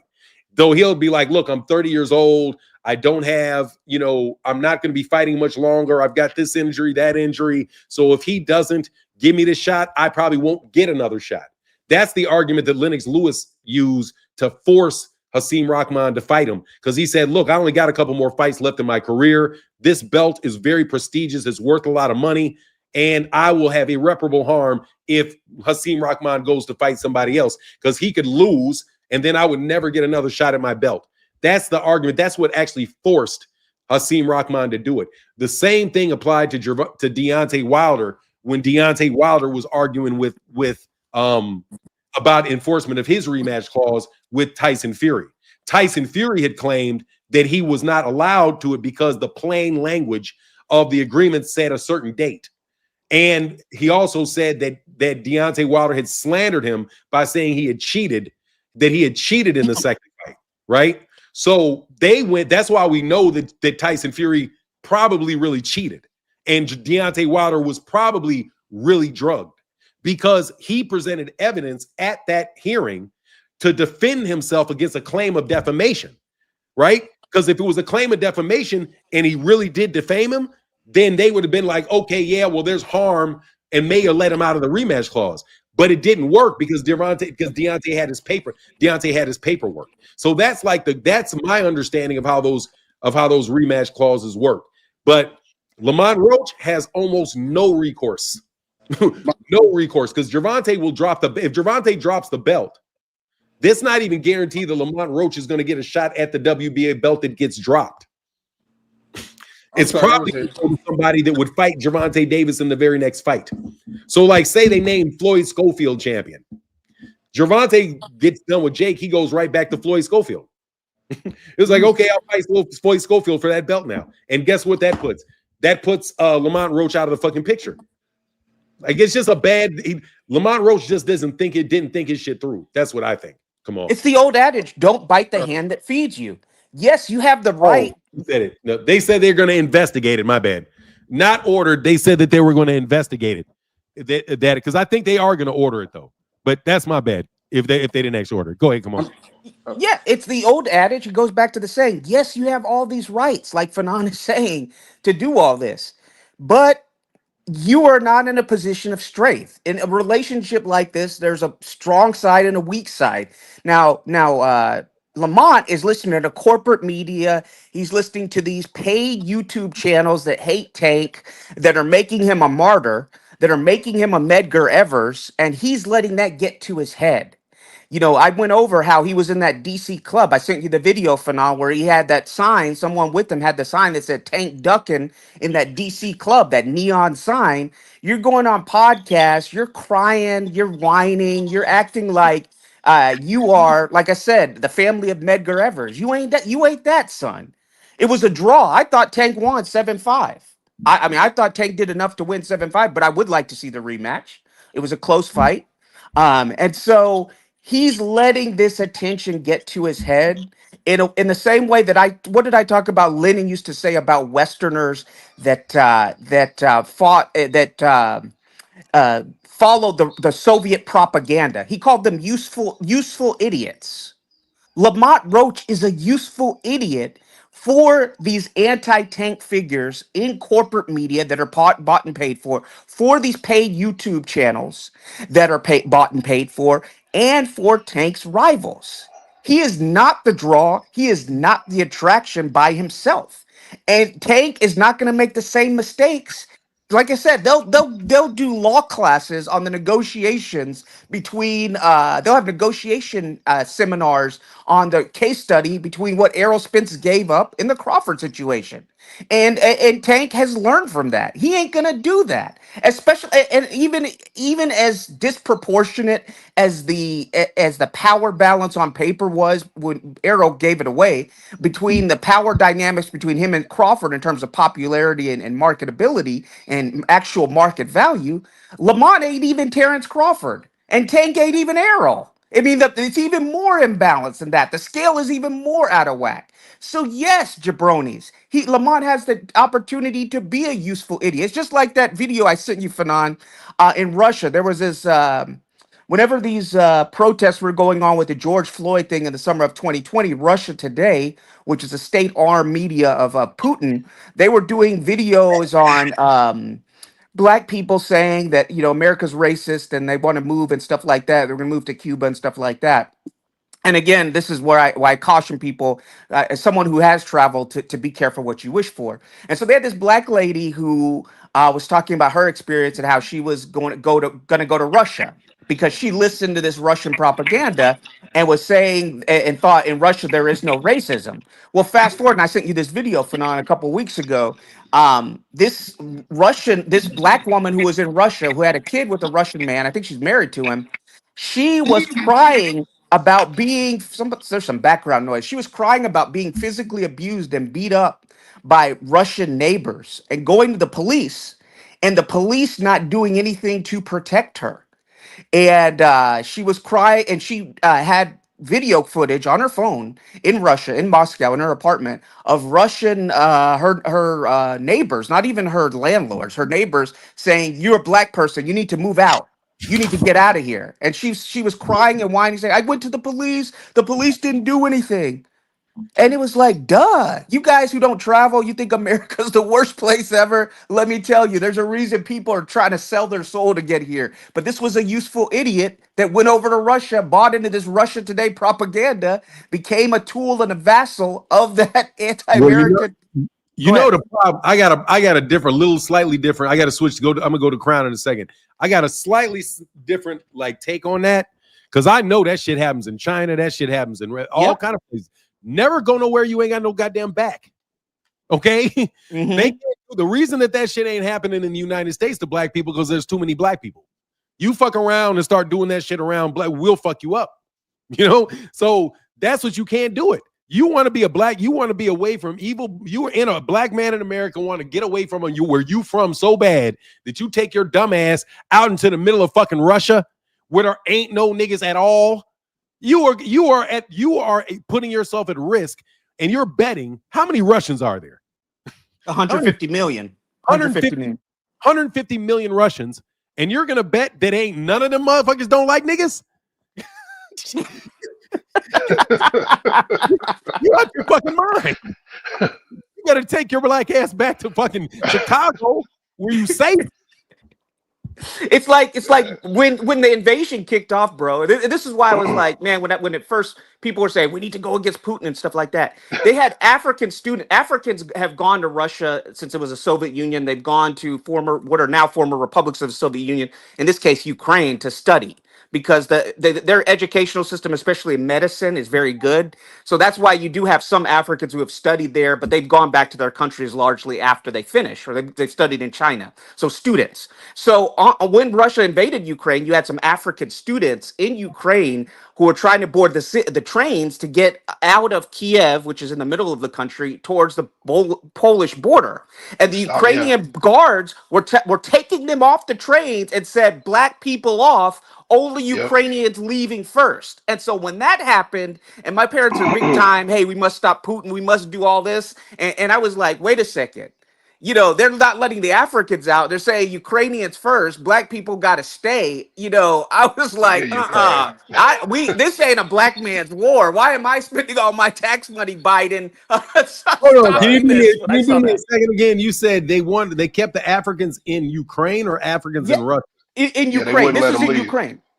They wouldn't let the Negroes out of Ukraine. No, because everybody was rushing the trains, right? When Russia kicked off the invasion, everybody was rushing the trains to get out of Ukraine and go to Poland. They were going west. And so the black students from Africa who were studying in Ukraine, studying medicine or pharmacy or whatever, were also trying to get out of Ukraine. They were trying to get to Poland and go back to their countries. And the Ukrainians weren't allowing them access to the buses. The Ukrainian border guards and police were saying, "You Ukrainians first. Black people can't go. Only Ukrainians have priority." Hey, come on! I got another one for you. Go ahead. Remember when the most recent Pope died, and there was an African trying to pay their respects, at the memorial, and they kicked them out of the line. I know you saw that. No, I didn't hear about that. Tell me what's happening with that. I don't know how you missed that when you the history buff. Yeah, there was an African that was in line crying and sobbing over this Pope. And he was one of the few, if not one of the only black people that were in the cathedral, and they kicked him out of the line. So although this was like a black Catholic, trying to pay their respects to the fallen Pope, racism runs so deep. The racism kicked in while they're on the grounds of the inside the cathedral and kicked this brother out the line. Wow, that's black folk. You better stick around, black folks. I didn't mean to interject. Sorry about that. Come on. No, really, that's a great example. Let me just say this. I'm gonna go to Crown real quick. I grew up around all white folk. all white folk. I'm telling you, that's how white folk are when you the only Negro around. That's how it was. That's how it is in the United. That's how it was in the United States. I definitely in the 70s, definitely in the 80s. It's all good as long as you got more enough of us around. Then we're cool because they don't really know. They get worried about whether or not we gonna start like get together in a group of 5 or 6. If there's 5 or 6 black men walking around, bro, for the most part, you're safe. You got to be really in some crazy shit if you got five people around you and they doing something that's just usually not going to pop off. If you got 5, 10 families in the neighborhood, you can walk through that neighborhood, shit ain't gonna pop off. But if you ain't got nobody in that damn neighborhood, nobody in that school, bro, they can live out their fantasies on you. They gonna live out their fantasies, dog. Trust me. And people act like that shit.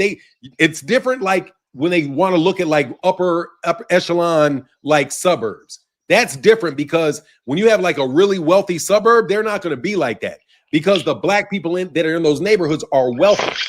So they're not going to go at the families of the wealthy black people. However, if you're in a poor white neighborhood and you ain't got no niggas around you, you are waiting for an ass whooping, buddy. For real, that shit is going to hit you. You got to keep that, but that's in the United States. That's how I grew up anyway. Around a lot of Italians, a lot of Serbians. Like it was United Nations in the town that I lived in. There ain't a country in Europe, dude, that didn't have some representative of them close to Russians, Serbians. What do you call the ones? What's Kim Kardashian? Armenians, Gypsies, Italian. You had a lot of Italians in your area too, right? Yeah, Italians. They had a lot of Polish, a lot of Ukrainians, a lot of Ukrainians. Greeks. Didn't you have Greeks there? Greeks. Yeah, it's basically everybody where I grew up was everybody. That's why I'm saying like I always had a sense on how to move because all those people were in the same. Like basically all of the like grimy ass people that were in Chicago, the people that ran those grimy ass people lived in the town that I lived in. So, because they didn't live in the town that they did the work. Everybody went into the city to do their work in the city and they came back out. But yeah, man, you got to be real fucking careful, man. Like that's how, like, remember how the guys attacked that one guy? There was a boat. Remember there was like this fight at a dock where this black worker. Oh yeah, I saw that. Somebody? Yeah, those motherfuckers started whooping his ass because they was the only nigga because he was the only nigga they saw. But then they didn't see the niggas swimming across the lake. You got to keep. I'm trying to tell you, you got to keep black people near you, bro. You really, really, really do, bro. I just went through a similar situation. It wasn't no ass beating or nothing like that. My son plays football. He's 12 going on 13, so he plays in the 12U division. He led the state of Arizona in rushing last year. And I've been coaching with another guy for about 3 years. We won a championship together. This guy goes and brings up another team fractured. We fell short of the state championship last year.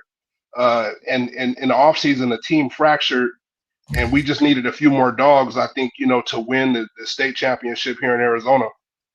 And this team fractured, and he brings this coach on who has some dogs on his team. I'm the only black guy on the team. The rest of the guys on the team are Hispanic. None of them have never played football on the high level. None of their kids have probably ever played football on the high level.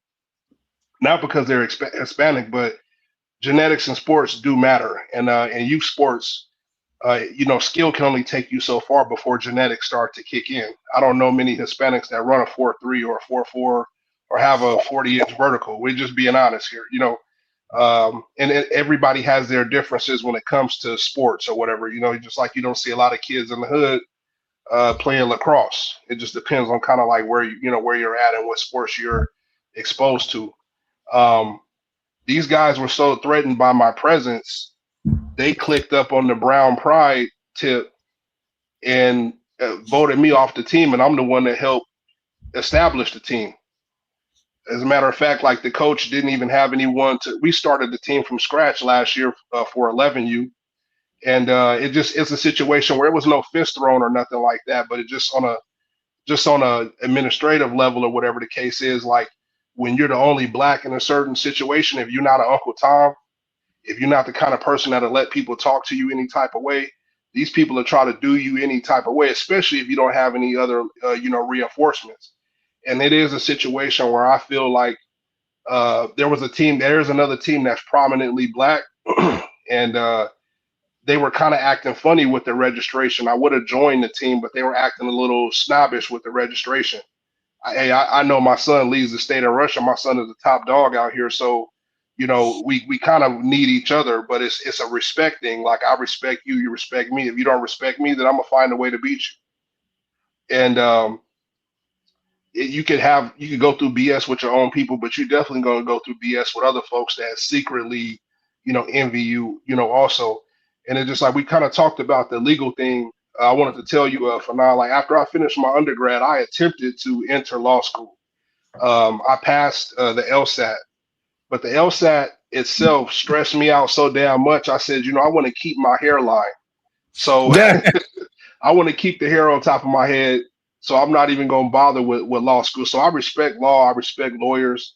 And one thing about how I'm tying this whole thing about law is, if you've never been in any kind of legal trouble and you get hit with a lawsuit, or you get hit with a summons or a document, it'll make your head spin. It'll really make your head spin. It'll feel like the level of stress that you go through when you're going through legal proceedings. Kamal Oz, you said you had some situations going on. Even if you're in the right, I was in a situation where I was the victim. I was assaulted on camera by a domestic spouse, and I was assaulted on camera in front of police officers. But when I got to court, they treated me like I was the suspect, like I was the criminal, all because they didn't want to see a black man with their son. They didn't want to see a black man on the winning side of any kind of situation coming out of court. And this is in California. So the odds are stacked against you. But again, the stress toll that legal proceedings can take on you are crazy. And imagine trying to, and I know I talked about this before I had a call, I had to jump off real quick, but imagine trying to prepare for a fight and you're dealing with this legal stuff. It doesn't even matter if you have a lawyer. I had a really good lawyer. I actually had a black lawyer, and having a black lawyer almost kind of made it even harder for me. So the loopholes that a lot of us have to go through legally when it comes to battling the justice system is insane. And I feel like Roach should be a little bit more sensitive to that, you know what I'm saying? Or at least be a little bit more understanding, I should say, to something like that. Like, as black men, like we go through certain things. We may not go through the same things, but it's called empathy. You know what I mean? It's called empathy. Go buy some land with the money that Tank gave you from the first fight. Go buy you some commercial real estate with the money that Tank gave you from the first fight. Like, show some kind of gratitude. You know what I'm saying? Be supportive of what he's going through. Hey, I hope he keep his mind together. You didn't see Earl Spence talk down on Crawford. He gave Crawford his props and said, hey man, let's run it back.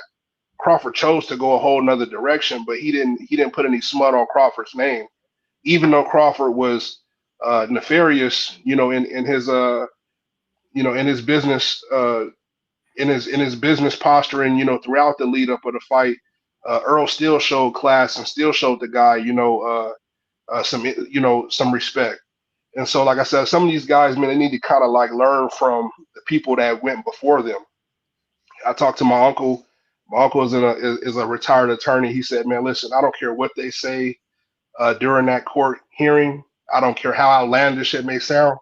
Be respectful. Yes, Your Honor. No, Your Honor. Keep your statements to a minimum.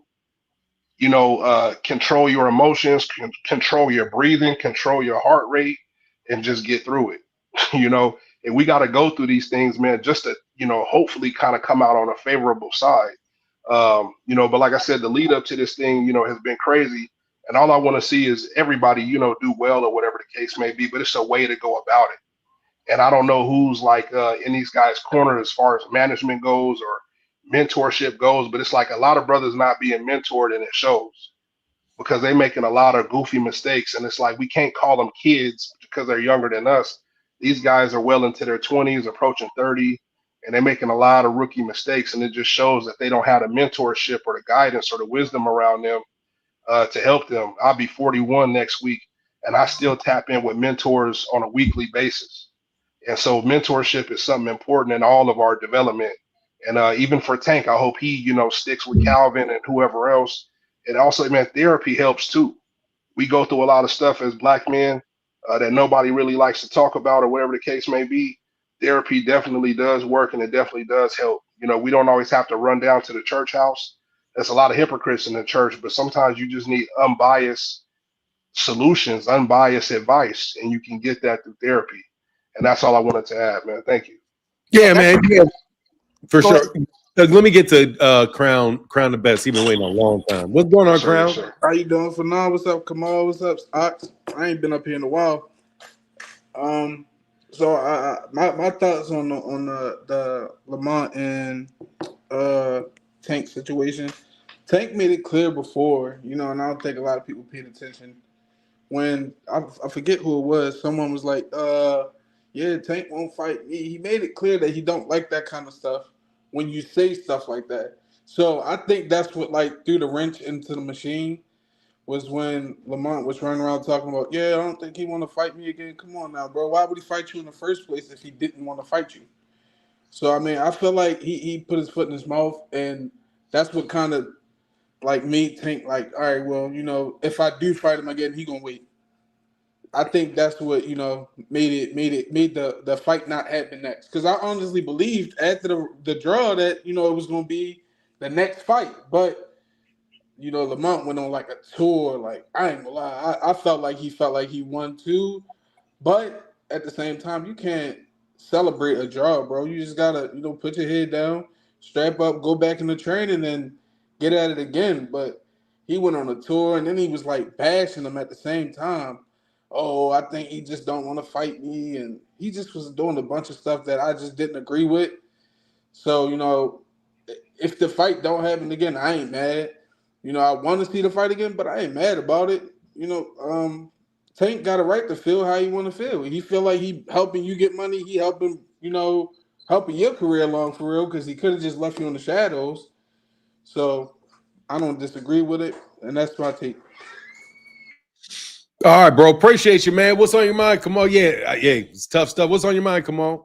Yeah, I just wanted to respond to what Oxide said and also share. Yeah, I do have experience. If you don't have any experience, I have experience in the legal side on both sides of the criminal. So for those of you who don't know, there's two sides of the legal system. There's a criminal and the civil side. I think, Fanon, you were only involved in the civil side, right? You didn't No, do I any was criminal law. involved. I mean, no, I've been in the court for criminal. Yeah, I've been in court one time, a couple times on something that was related to criminal. But no, I mean, in law school, you understand criminal, you understand civil. Really, they're not much.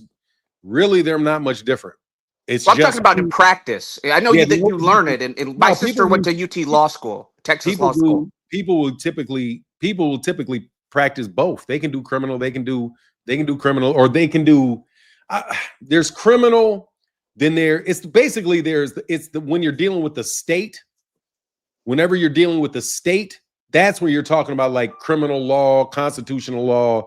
When you're talking about civil is you're typically dealing with torts. So I think of civil as torts, and civil is when it's not the state it's a person against person. So civil is person against person, and then there's the state against the person. So I wouldn't just say criminal. I would also say any type of law that relates to the state. So like you'll have lawyers that work for the government, right? The government, and that is, I kind of think of all of it like that. So it's more like when you think of civil, I think of it really as torts, because torts is what is something where one person is suing another. Everything else is the state against a person, or states against states, or international nations against nations.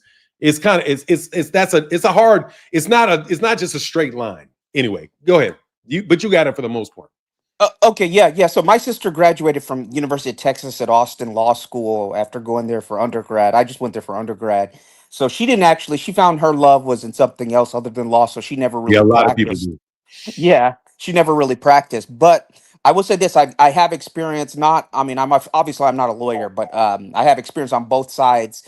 And But you know the legal system, so yeah, you're not practicing within it, but you understand it and you've experienced it. Yeah.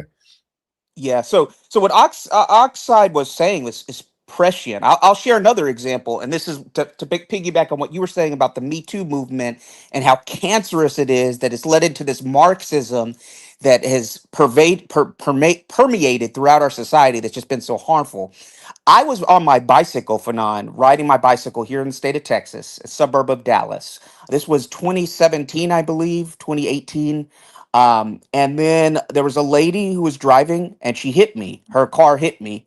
In the state of Texas, when you are walking or when you are on a bicycle and you're interacting with someone who is in a car, you have the right of way, irregardless of which side of the road you're on. And so we get out of the car after my legs are pinned under the Hello, car. can y'all My hear me?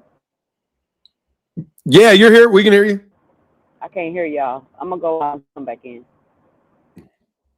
Okay, so in the state of Texas, you as a pedestrian are defined as anybody who's not in a car. So, just a real short legal explanation. I was on a bicycle, not a motorcycle. I was on a bicycle, and I was hit by a woman, and my legs were pinned under the car.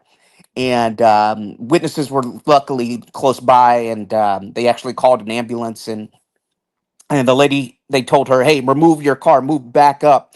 And that's how I was able to get out from under the car. My bike was totaled, and the ambulance showed up, and they were like, I didn't know much about this. The crew, the EMTs, were telling me, "Hey, make sure you get the woman's driver's license, her insurance, all that." And I said, "Okay." I followed their advice, and the lady was kind of hesitant to give me her information. And then shortly thereafter, a police officer showed up. And the police officer, the woman was a black woman. The driver of the vehicle was a black woman. And the police officer was a white woman. And so, in the course of this investigation, and bear in mind, if you're a police officer, you're supposed to know the law, period. Even though you're not a lawyer, you are an arbitrator or you are an enforcer of the law. So you should know these kinds of things, whether it's civil or criminal. As I was trying to get the insurance information from this lady who was the driver who didn't want to give me her information, the police officer was basically acting like this woman's defense lawyer. And she was like, "You don't have to give them your insurance information."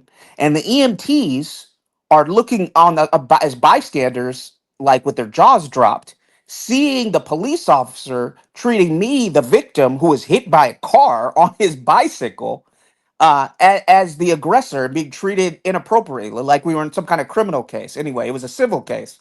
And so, as I was trying to get information, this police officer was interjecting herself unprofessionally in the course of our conversation, me with the driver. And she was coaching the driver, who was a black woman, through the interaction. So this case was, as Fanon was saying about the Me Too and how corrosive it's been in our society, how it's injected cultural Marxism into our society. This was a women's liberation movement that these two had going, and they were teaming up against me, the man. So I said something. It wasn't very smart at the time. I said to the police officer, I said, "Look, I have the right, the legal right, to get this lady's information. I don't know." And I said it, I knew, because I have a talent for now where I know how to pour salt on wounds and to really knife somebody with my tongue. In other words, like I can really damage them with my tongue. And so the police officer and the woman were pissing me off so much, and how that they were mishandling the situation. Mainly the police officer. The driver was who she was. The police officer should have been neutral, and she wasn't. I said to the police officer, "Hey," I said, "I don't know if this is a women's lib movement or something like that that's going on, but I'm entitled to get this information from this driver. My sister graduated from law school, so I know what's going on." And that set the police officer off, and she went off on a tangent. Now, I had the right, Fanon, to say that because I was being mistreated. But that could have opened up a whole can of worms that thankfully did not open up. And it was because in this situation, this police officer was simply taking the woman's side because she was a woman. It was a situation involving two black people. One was a man, me, the rider of the bicycle, and the black person was the driver. The black woman was the driver. And so I said that, and that set the woman off, and it could have gotten worse. And I knew as soon as I said that, I was like, I want to just, I want to go after this woman because she's pissing me off. And I knew I shouldn't have said it at the time, but I said it anyway. That situation could have devolved into something worse than it ultimately turned out to be. But the point of the fact of the matter is, after the fact, I ended up calling the police station, and they made this female police officer, call me back and apologize because she was in the wrong, because she didn't know the law. That in the state of Texas, in the code of the law, if you are a pedestrian, defined as anybody not in a car, you have the right of way when you're riding or walking or whatever. So this police officer shouldn't have been preventing me from getting access to this woman's driver's license, her insurance, and doing what she did. She was unprofessional in her job. So I still got the result that I needed, because when I went to the law firm, because I had them work with the insurance company that this woman had to get me my payout, one of those insurance companies on the TV. I still got what I needed because the police officer gathered all the information she had to from me with my ID, the woman's driver's license, and her insurance, so we could go through the woman's insurance company. They could pay for my a new bicycle. They wrote me a check for my new bicycle, and then they eventually paid me for my physical therapy, my medical situations, and then I got a flat check at the end of the process. But that situation could have ended worse because I said something in the moment, when at the end of the day, as Fanon was saying earlier, I got what I needed to do simply by exiting that situation and then calling the police station where she worked, filing a complaint, getting the information I needed for the lawyers, and this lady was forced to bite her humble pie and call me back and apologize. So just because you have the right to do something, same thing with Lamont Roach, just because he has the right to do all this, to apparently file doing a Haney and filing a lawsuit against Tank, all that he did with the New York State Athletic Commission, being a Twitch streamer and all this other stuff, making fun of Tank's domestic Can I jump in disturbances. right here, Kamal? Well, I'm about to jump off. I'm about to drop off on this point, and I'm sorry to be long-winded. I'll let you guys cook because I got to go to a medical appointment. But just because you had the right, has the right to do that, the same way I had the right to throw in that grenade to the police officer about women's lib, doesn't mean that they're not consequences. And you can bite the hand that feeds you, and that hand may not come back. And that $5 million that you would have gotten in a rematch with no Jake Paul fight could have been $10 million after the Jake Paul fight, and you could have pissed that away. With that amount, deuces. Deuces. Hey, hold up, 2 Cent, real quickly. Thomas Hill, what's going on, man? I'm on break right now. I gotta hop off in a second. Yeah, she can go. She can go. Hey, Thomas, if you got a second, go ahead, 2 Cent. He was just waiting a long time. Go ahead, 2 Cent. Real quick, I just wanted to ask a question, kind of see what's going on, because I'm confused about the whole Lamont Roach situation, right? Because I watched the interview with his dad, and his dad was saying they had an agreement and they started camp, and I guess he feels. Now I understand a little bit, like you went into camp and you thought this fight was gonna happen and you spent some money. Maybe you trying to recoup those funds, which. My thing is, I feel like stuff like this happens in boxing all the time, right? I'm currently in the gym with my sons. Y'all know they boxing. There's a professional boxer there. And I've had several conversations where he'd be like, oh, I got this fight coming up. This is coming. And a couple of weeks have passed, and he'll start training. And then a couple of weeks have passed, and I'll be like, what's up? And he'd be like, man, they ain't signed their part of the contract. And I was like, dang, so it's no fight? He was like, yeah. So all that time he was thinking it would be a fight. And, it's being communicated to him that they're negotiating, they this, they that, they doing this, they doing that, and then ultimately the fight doesn't get signed and the fight don't happen. So this is not something unusual in boxing, one. And two, Tank never said he was rematching Roach next. He never said that. It's just like everybody keep pointing out, he kept saying, I want the fight next, it's not happening next, I wish it was. All these things he was saying, he never said the fight was next. So my question is, Fanon, can he sue off a quote-unquote agreement? He didn't say contract. He said an agreement. So yeah, can he well, look, sue here's the off thing. of that? Or, well, let me finish my question. Or I got the answer. Lamont Roach, Okay, or Go is ahead. Lamont Roach just being entitled simply because the rematch is not immediate and next?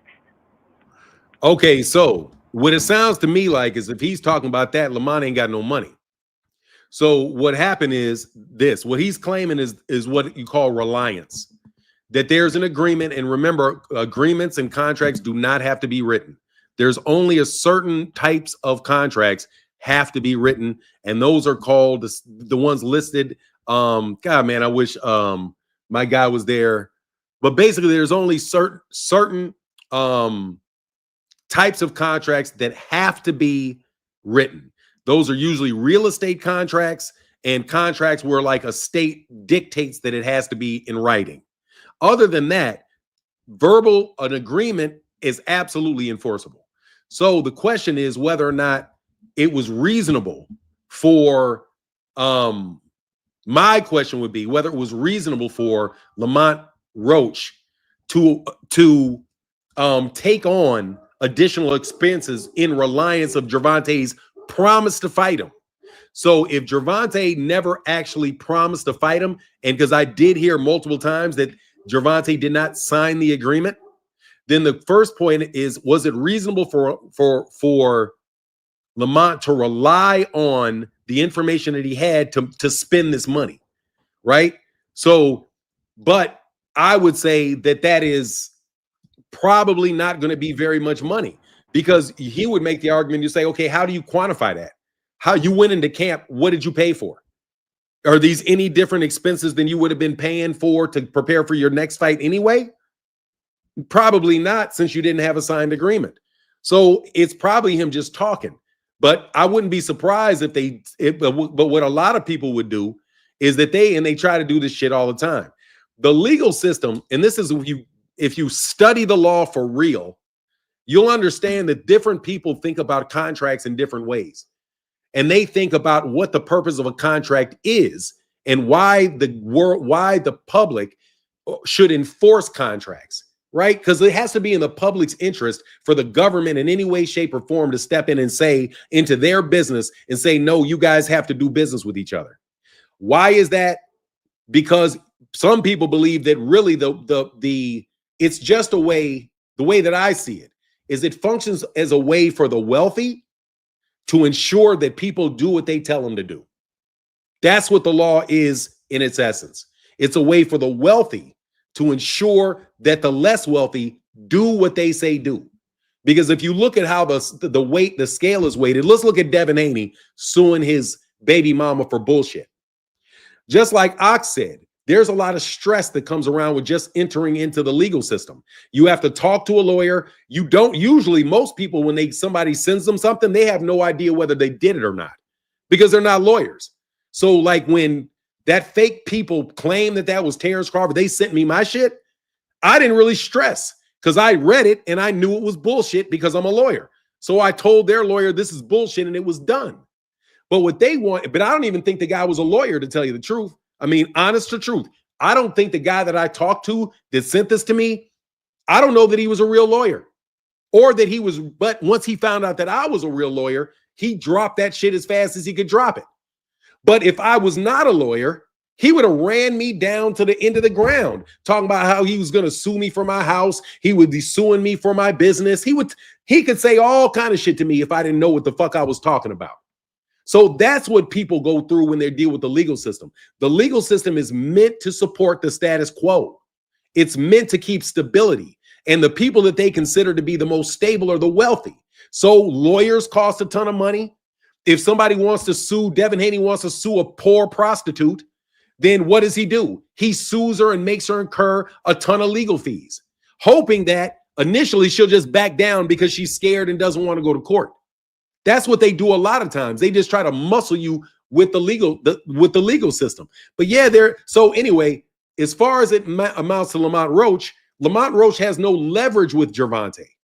Because if Lamont really wants to go to court over this shit, Gervonta got money for lawyers, man. He's going to have a very fucking good lawyer and he can just run you out. And guess what he can do to you? When he countersues you for legal fees, you're going to be stuck paying his legal fees, Lamont. You don't want to go to court with a nigga that just got $20 million. Look what happened to Errol Spence Jr. and Derrick James. That lawsuit went nowhere. Why? Because Errol Spence got $20 million for a lawyer. Your shit ain't gonna go nowhere with me 9 times out of 10, because bro, I'm a lawyer. A lawyer can't trick me, and I can call other lawyers. I got 30, 40 lawyers I can call in all kind of different areas to ask them, what is this, what is that?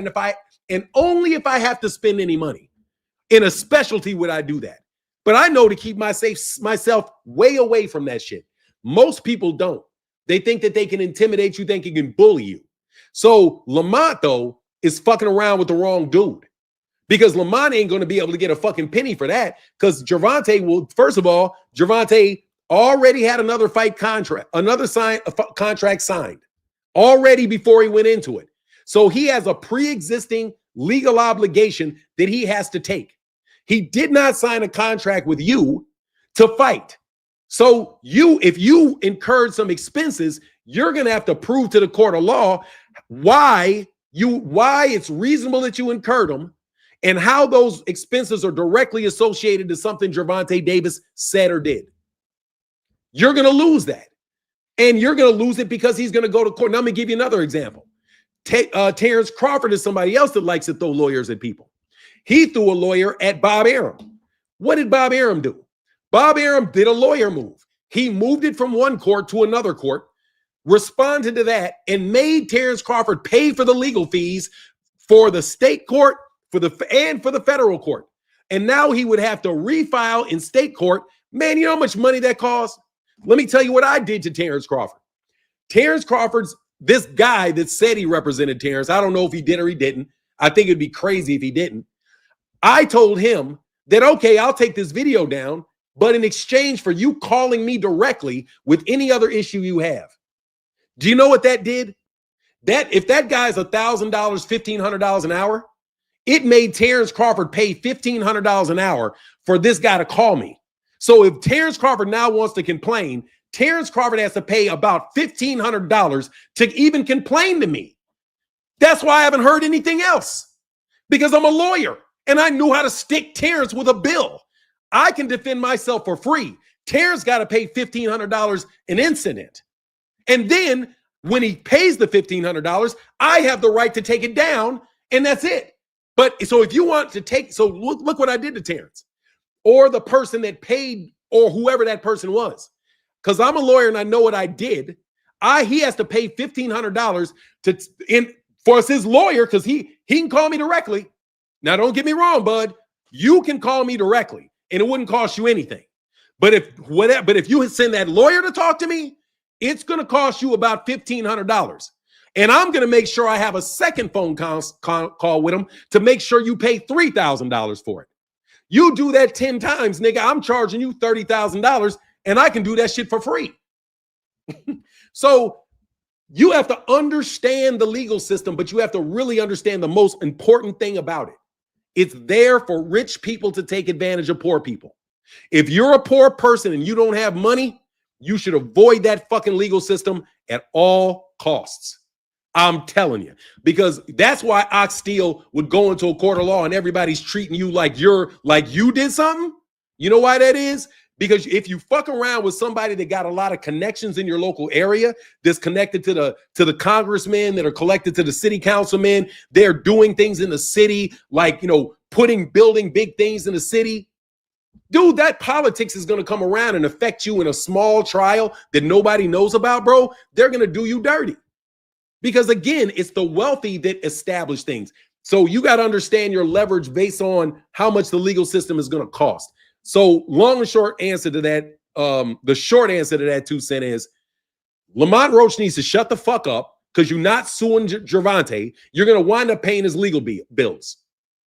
If some lawyer tries to convince you to do it because they say, okay, I'll do it for free. Okay, I'll do it for free. I only get paid if we win. Dude, but if you lose, he's going to sue you for legal fees. You're going to have to pay. The fact that your lawyer is not going to take payment from you doesn't save you from the fact that Gervonta can sue you for attorney's fees, which is what people do all the time. If you want to bullshit with me, and try to run me through the legal system, I'll run through the legal system with you. But if I win, you're paying for all my legal fees, all my expenses associated with that. That's the other side of civil. See, the state, when the state sues you, dude, first of all, the state is immune a lot of times from you suing them in a lot of cases, and they got all kind of money. They don't care.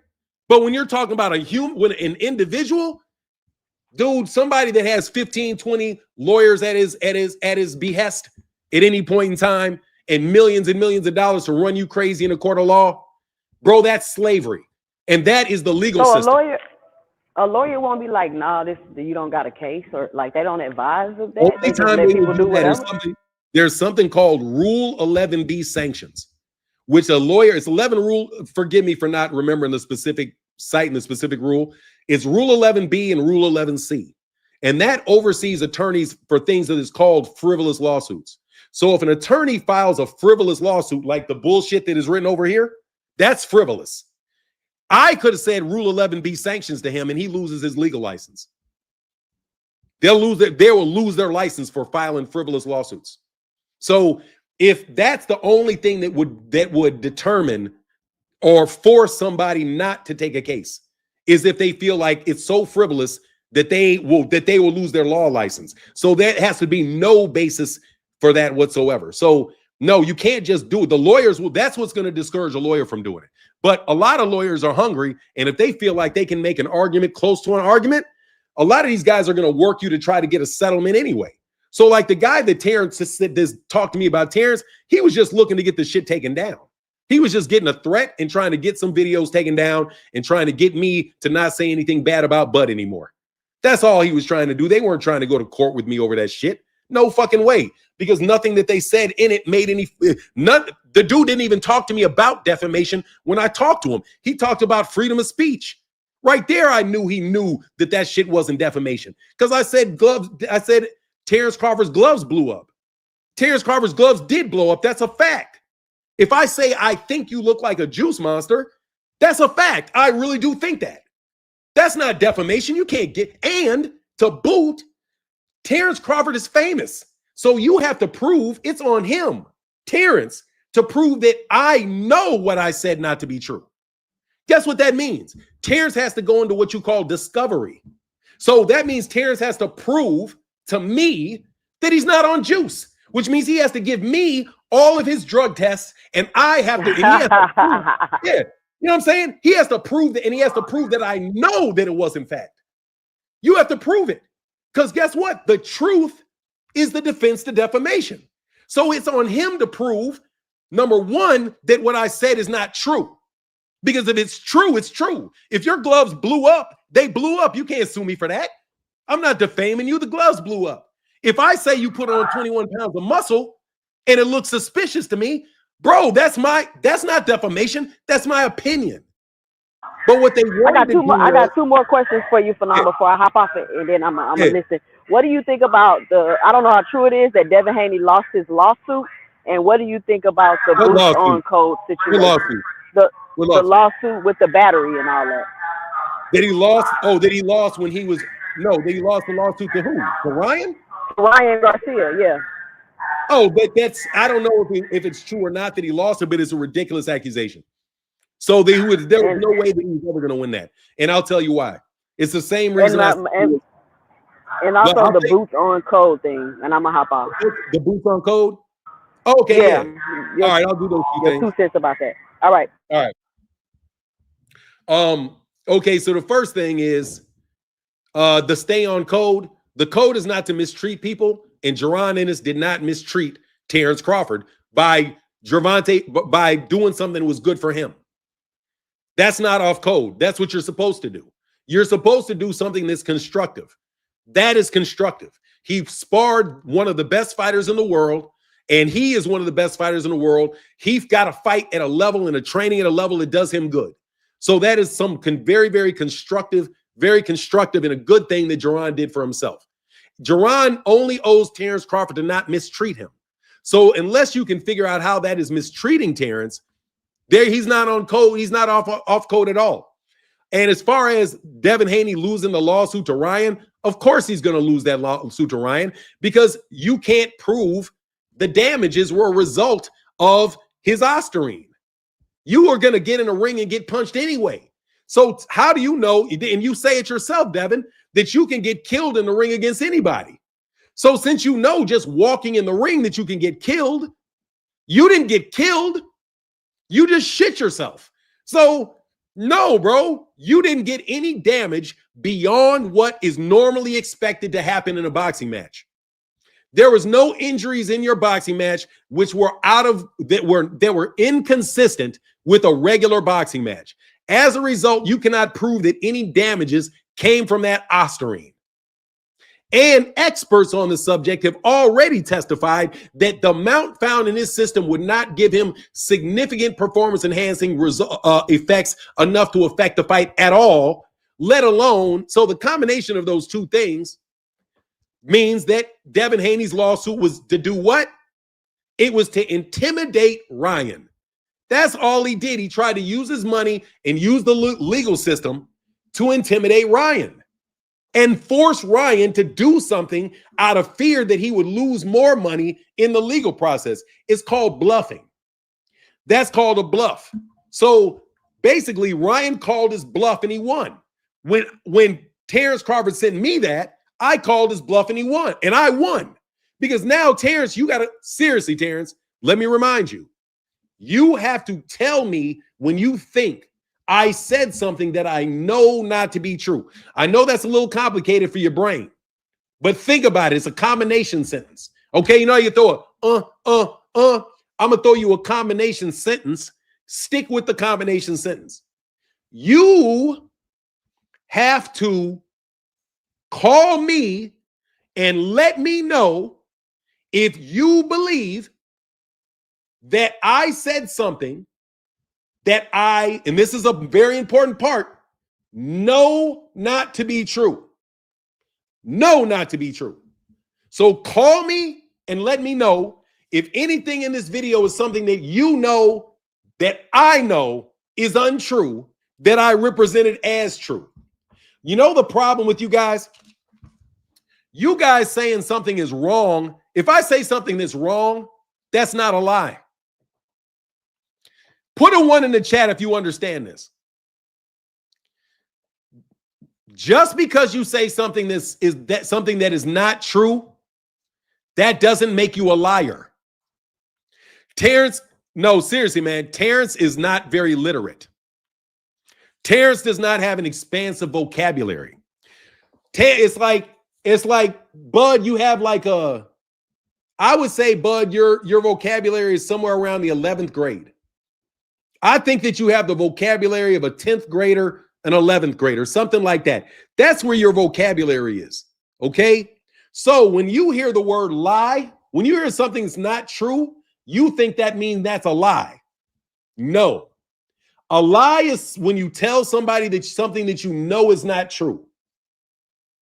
So if somebody says it's raining outside, but it's really sunny, but they're in a room, that's not a lie, they're just wrong. Or they say, it's going to rain today, but it doesn't rain.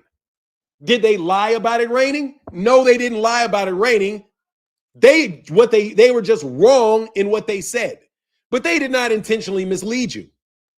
Necessary to your defamation claims is that I intentionally misled someone. You have to prove that I intentionally misled them for the purpose of creating damages that you incurred. Do you have any idea how hard that is to do? Since that is so hard to do, I am left to think that you are bluffing me and you are trying to intimidate me with the legal process. Tony the Tiger said, damn, 11th grade is giving Bud too much credit. Man, 10th grade, yeah, 10th, 11th grade. I would say 10th, 11th grade.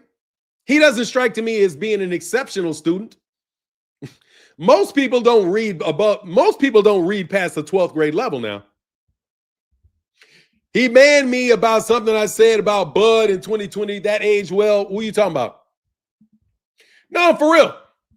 Hey, man, thank you to everybody that supports in the super chats and the cash apps during this very dry time in boxing. Linda Reddick in the building. Thank you so much for your $10 holler. Thank you, thank you, thank you, thank you, thank you. That's a new one. Nuke the Duke says, dipping in the kids' school budget, a school clothes budget. Thank you, Nuke the Duke. I appreciate you, man. I know it's tough out there in the street. And my guy Jeep Red Boy in the building, man. Thank you, thank you, thank you for your support, bro. It means a ton, dog. But man, look, hold on one second. Oh, yeah, Sean, man. What up, Ashon? Sean Denton in the building with the $5 holler, brother. Thank you so much, Sean. One man. Hey, Sean, been looking now. Keep MCs cooking now. Nah, seriously. No, I mean, Bud does. Here, Thomas Hill, what's up, man? I forgot you were here. What's good, bro? Nah, you was cooking. I was letting you cook. I'm like, ain't nobody else on here. I'm like, fuck, this nigga's on here. What's going on, man? Nah, yeah, you good. You was cooking. You was cooking. I wasn't tripping. Here. What's up, man? What's on your mind, bro? I'm sorry, bro. Nah, man. Hey, you know what I'm saying? We live in a litigious society right now, man. Everybody wants to sue people. You know what I'm saying? To slap a suit on somebody, like you said, just to scare folks. I will say this. You said something about a promise of fight. I don't know if a promise was made, but I think after, there was that one interview where Tank was saying, for sure, I definitely want to run it back. He didn't say it would be next. He said he had another fight that was going to be next and that he for sure wanted to run it back. He said, especially since he was talking and things like that, and especially the way that the fight went back. So I think that maybe he's going on that premise and that principle. So he went and all those Twitch streams, they were from a Airbnb that he was staying at while he was training, I think. So he's trying to get that cost back. Hold on. Say that again. I think that he was staying in an Airbnb and training in an Airbnb. I think he was staying at an Airbnb doing his Twitch streams, talking about the fight. When he was making all those streams, I think that was at an Airbnb because he was hoping that the fight would be next. So he was there ready to train just in case, everything got going, and then, he would just pick back up. So I think that's what it was. I don't think he was at his regular place of his regular house. I think he was at an Airbnb. Now I could be wrong, but that's what I think he wants to sue for. Man, he need to sit down because that ain't on Tank. That's on you. He did not sign his side of the agreement, bro. He didn't. He didn't tell you himself that he was going to fight you next. You just took a chance. If you take a chance, that means you took a chance on the money that you spent. If I go travel to California looking for a job and I go to work for the guy and I don't get the job, I don't get to sue that employer for my decision to go fly out there. I just didn't get the job. That's a cost that I incurred of doing business.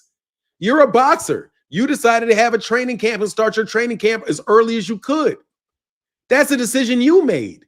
And as a result, it's not Gervonta Davis's responsibility because he didn't promise you and pull out of a fight. If the fight had been announced and you had incurred a lot of training and the fights had been announced, and then he goes and then he pulls out, then okay, cool. Your gamble would have paid off because you started early and you enjoyed it. But he didn't do it. And it was regular. It was out there. Everybody in the world, there was reports out there. He was retiring. He even said that he already had another fight set up before this. And now instead of doing 2 weeks. But anyway, nah, bro, you're just gonna have to sit on that, man. That's look, that's just how it goes with everybody that got a job, bro. If I want to go up and get a pay to go get an interview in, I wouldn't even do that shit. Some other people would do that shit. But anyway, yeah, come on, man. It's just, you should have kept your mouth shut, man. It's tough. Oh, you got another super chat. Your boy Trostradamus is in the house. But who's Trostradamus? What? Big Dog Willie. Oh, yeah, Big Dog Willie said, Jake Paul versus Tank, I told you so tour. Hey, man, you always welcome here for that one. Hey, Victor said me too for non. Thank you, brother. I forgot what you saying. Me too. My bad, Victor. Big Dog Willie said, Tank, the Jake Paul Tank, I told you so tour. Yeah, I don't see it, man. Like on the real, Thomas Hill, I really don't see it. Yeah, it's gonna be tough to prove. I mean, it's a waste of his money to try. Yeah, That's throwing good money after bad. You don't want to throw good money after bad, Lamont. Seriously, Yeah, don't throw good money after bad. That's why I was quiet. Because guess what? If you get the money, you're never going to get the rematch. Oh, absolutely. And that's why I was just sitting there listening to what you were saying about what the law system really is and who benefits most from it. Because on all my accounts, it seems to be that way. It is. You described it. So it is. No, seriously, in common law, Great Britain common law. Really, that's what it was. They made it in the public interest for wealthy people when they deal with each other, for them to keep their deals so that they don't go killing each other. Really, that it was like boxing and contracts come from the same source. They're going to enforce, the court of law in the state is going to enforce a contract so that the two people that are dealing with each other don't wind up killing each other. Because that's what people wind up doing if somebody doesn't step in, if somebody thinks they're wrong. But who do they care about? They care about wealthy people. So they want to ensure that wealthy people keep their promises. So they set up a civil system. They want to make sure that wealthy people are safe. So they set up a criminal and estate system. And that's how it plays out because that's where it was developed from. It's developed the common law. You remember the common law has been around since feudalism. Yeah. In feudalism, the serfs were tied to the land. Exactly. That system. Our legal system is based off the system that created the codes in the Irish codes and the all of that stuff, man. So yeah, you better believe it. And that's why people get so cocky when they get money, because they feel like I got lawyers. They feel like they can do anything because they got a bunch of lawyers, right? They got lawyers that'll press you. They get PR people, and PR people try to press you in public. The whole apparatus, bro. I'm telling you, man, Thomas, I have personally experienced the entire fucking apparatus myself. I've seen exactly how it fucking works. If you're wealthy, they're going to try to tear you down outside of business. If you got enough money to hire lawyers, if you're somebody that you can't touch, first of all, if they can touch you physically, they'll kill you. If they can't touch you physically, they'll sue you. And if they can't sue you, they'll ruin your name. That's the way that I see it. It goes from number one, if these people really don't like you, they want you dead. But if they can't make you dead, they're going to legally make you go away. And if they can't legally make you go away, they're going to slander your name for fucking ever and try to destroy your reputation. Those are the little hat people. No, absolutely. Yeah, that's the game. And they'll use, and guess what? Part of the get rid of you part is the police. Well, part of them getting rid of you is the police. Amen. They don't want to compete against black people, so they put the police on them. They don't want to compete about black people, so they put a bunch of gossiping rumors on black people as soon as they get big enough to start standing out. And trust me, they'll make you sick if they can make you sick. They'll drop fucking diseases on you. These people are completely and utterly ruthless. In every way, shape, form, and fashion that you can imagine, these people are ruthless. And your job, once again, is to get home, number one, so you protect yourself physically. Make sure you get home. Do not be dumb enough to argue with police officers just because these people put examples of it on the internet, which do what? Encourage you to do it. So your ass gets killed. Like I said, for every one time they try to teach somebody to do something, it's going to lead them to do some shit that's destructive in the large part. You ain't never lied about that. Yeah, that's on these videos. They got this guy acting like, oh, I stood off on 10 cops. Man, I'm like, dude, that's got to be staged, bro. Somebody got to have told those police officers don't beat his ass. That's the only way that shit is going to get played, bro. Yeah, exactly. They encourage your ass. They encourage you to drink. They encourage you to smoke. They encourage you to cheat on your wife. They encourage you to do dumb decisions with police officers. They encourage you to do all because they control people like blue blood. People like Al Sharpton, people like all of the Democrats, the national, the Congressional Black Caucus, bro. Like I've already said, I'm not talking about my personal life anymore. But if you had any idea how much the Congressional Black Caucus hates me, and the lengths to which the Congressional Black Caucus went to try to ruin me, you would never question me. And why I'm so pro-Black and so pro-American. The CDC, the Congressional Black Caucus, is probably one of the most powerful entities in the world, all because they lock up the Black vote, which forces us to continually pay homage to Israel. Yeah, on that last note, that's exactly one of the topics I wanted to come up and discuss with you. If you feel like supporting in the super chat for me saying that, my live stream just got demonetized for sure. Go ahead. Oh, okay, bet I got you. But no, don't worry about it. I'm just saying that just as a general thing. I want to make note to the fact that this announcement for pro tank channels and anti-tank channels did numbers for them. I was on a site that averages about 55 to 75 people a day. They had over 700 people the day that announcement dropped.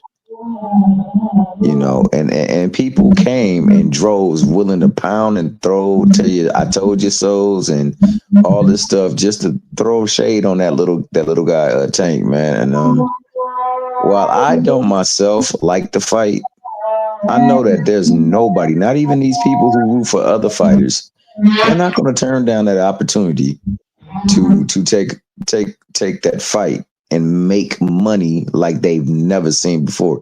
Now, I'm not saying Tank is going to make money that he's never seen before, because he did very well in that Ryan fight. He's done well in a lot of other fights. But this money right here is definitely going to be real money. Whereas, you don't know what the other fights could do. The thing that I will say is that in the interview, he said that it probably wouldn't be the next fight, but because of the way that things played out, that there will be 4 more fights. And he's always said things and he's always stood on what he said. So I'm hoping that after this Jake Paul fight, the 4 more fights aren't something similar like that, but it's the actual fights where he got to clear some names and scratch some heads, because there's some people out there that just love to create narratives about him and his decision making and things like that. But he often stands on what he says, and he only replies to nonsense when it comes his way. I agree. Thank you, Thomas. I think they had somebody doing some work in my. For sure. No. You've been on here for a minute too. I appreciate your time. I was trying to go 3 hours, but do you hear this? Yeah, I do hear that. I do. I thought that was somebody who came up. No, they was at the airport or something like that. So they I was gonna also talk on the on code thing, but you discussed it, so that's all. It's all good, man. I appreciate your time, man. You have a wonderful day, man, and you and your family. All right, man. You as well, brother. Peace, Thomas. Always good to see you, bro. Look, man, dude. No, he didn't create nothing. You guys all who cares? First of all, those things didn't do any. Let me tell you something, bro. Oh, you don't hear anything? Hey, look. Let me tell you. Without a doubt, I lost my train of thought that fast. Oh, no. Gervonta Davis didn't create that narrative, dog. Man, Gervonta Davis fans ain't really amped up about the fight. They just happy that he's getting his money.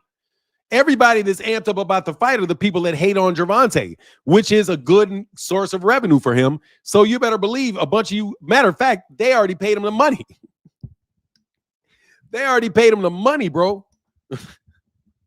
Gervonta Davis ain't even got to sell a pay-per-view, man. He's going to be in front of so many people.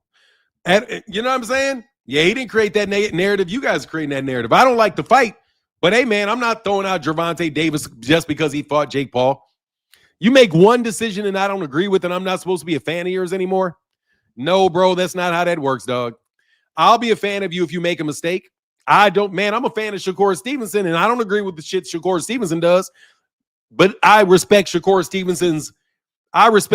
Stevenson's mind enough to know, hey, man, he's trying to figure out what he's doing. Man up, what's up, So Deep? Say, Fanon and Nash, brother, much love, bro. What up, man? You just thought you up this morning, man. What's up, man? Why is he not a real fighter anymore? I mean, look, man, they can say what they want to say. That shit is corny as shit to me, bro. Exactly. The Brinks truck has arrived, man. The Brinks truck has arrived. But look, let me get up out of here because I got all this noise behind me. I'm about to holler, do a little bit more work, and then I'm done for the Dizzy. All good, bees. That's what's up, man. All right, man. Anyway, I'm going to get out of here, man. Deuces.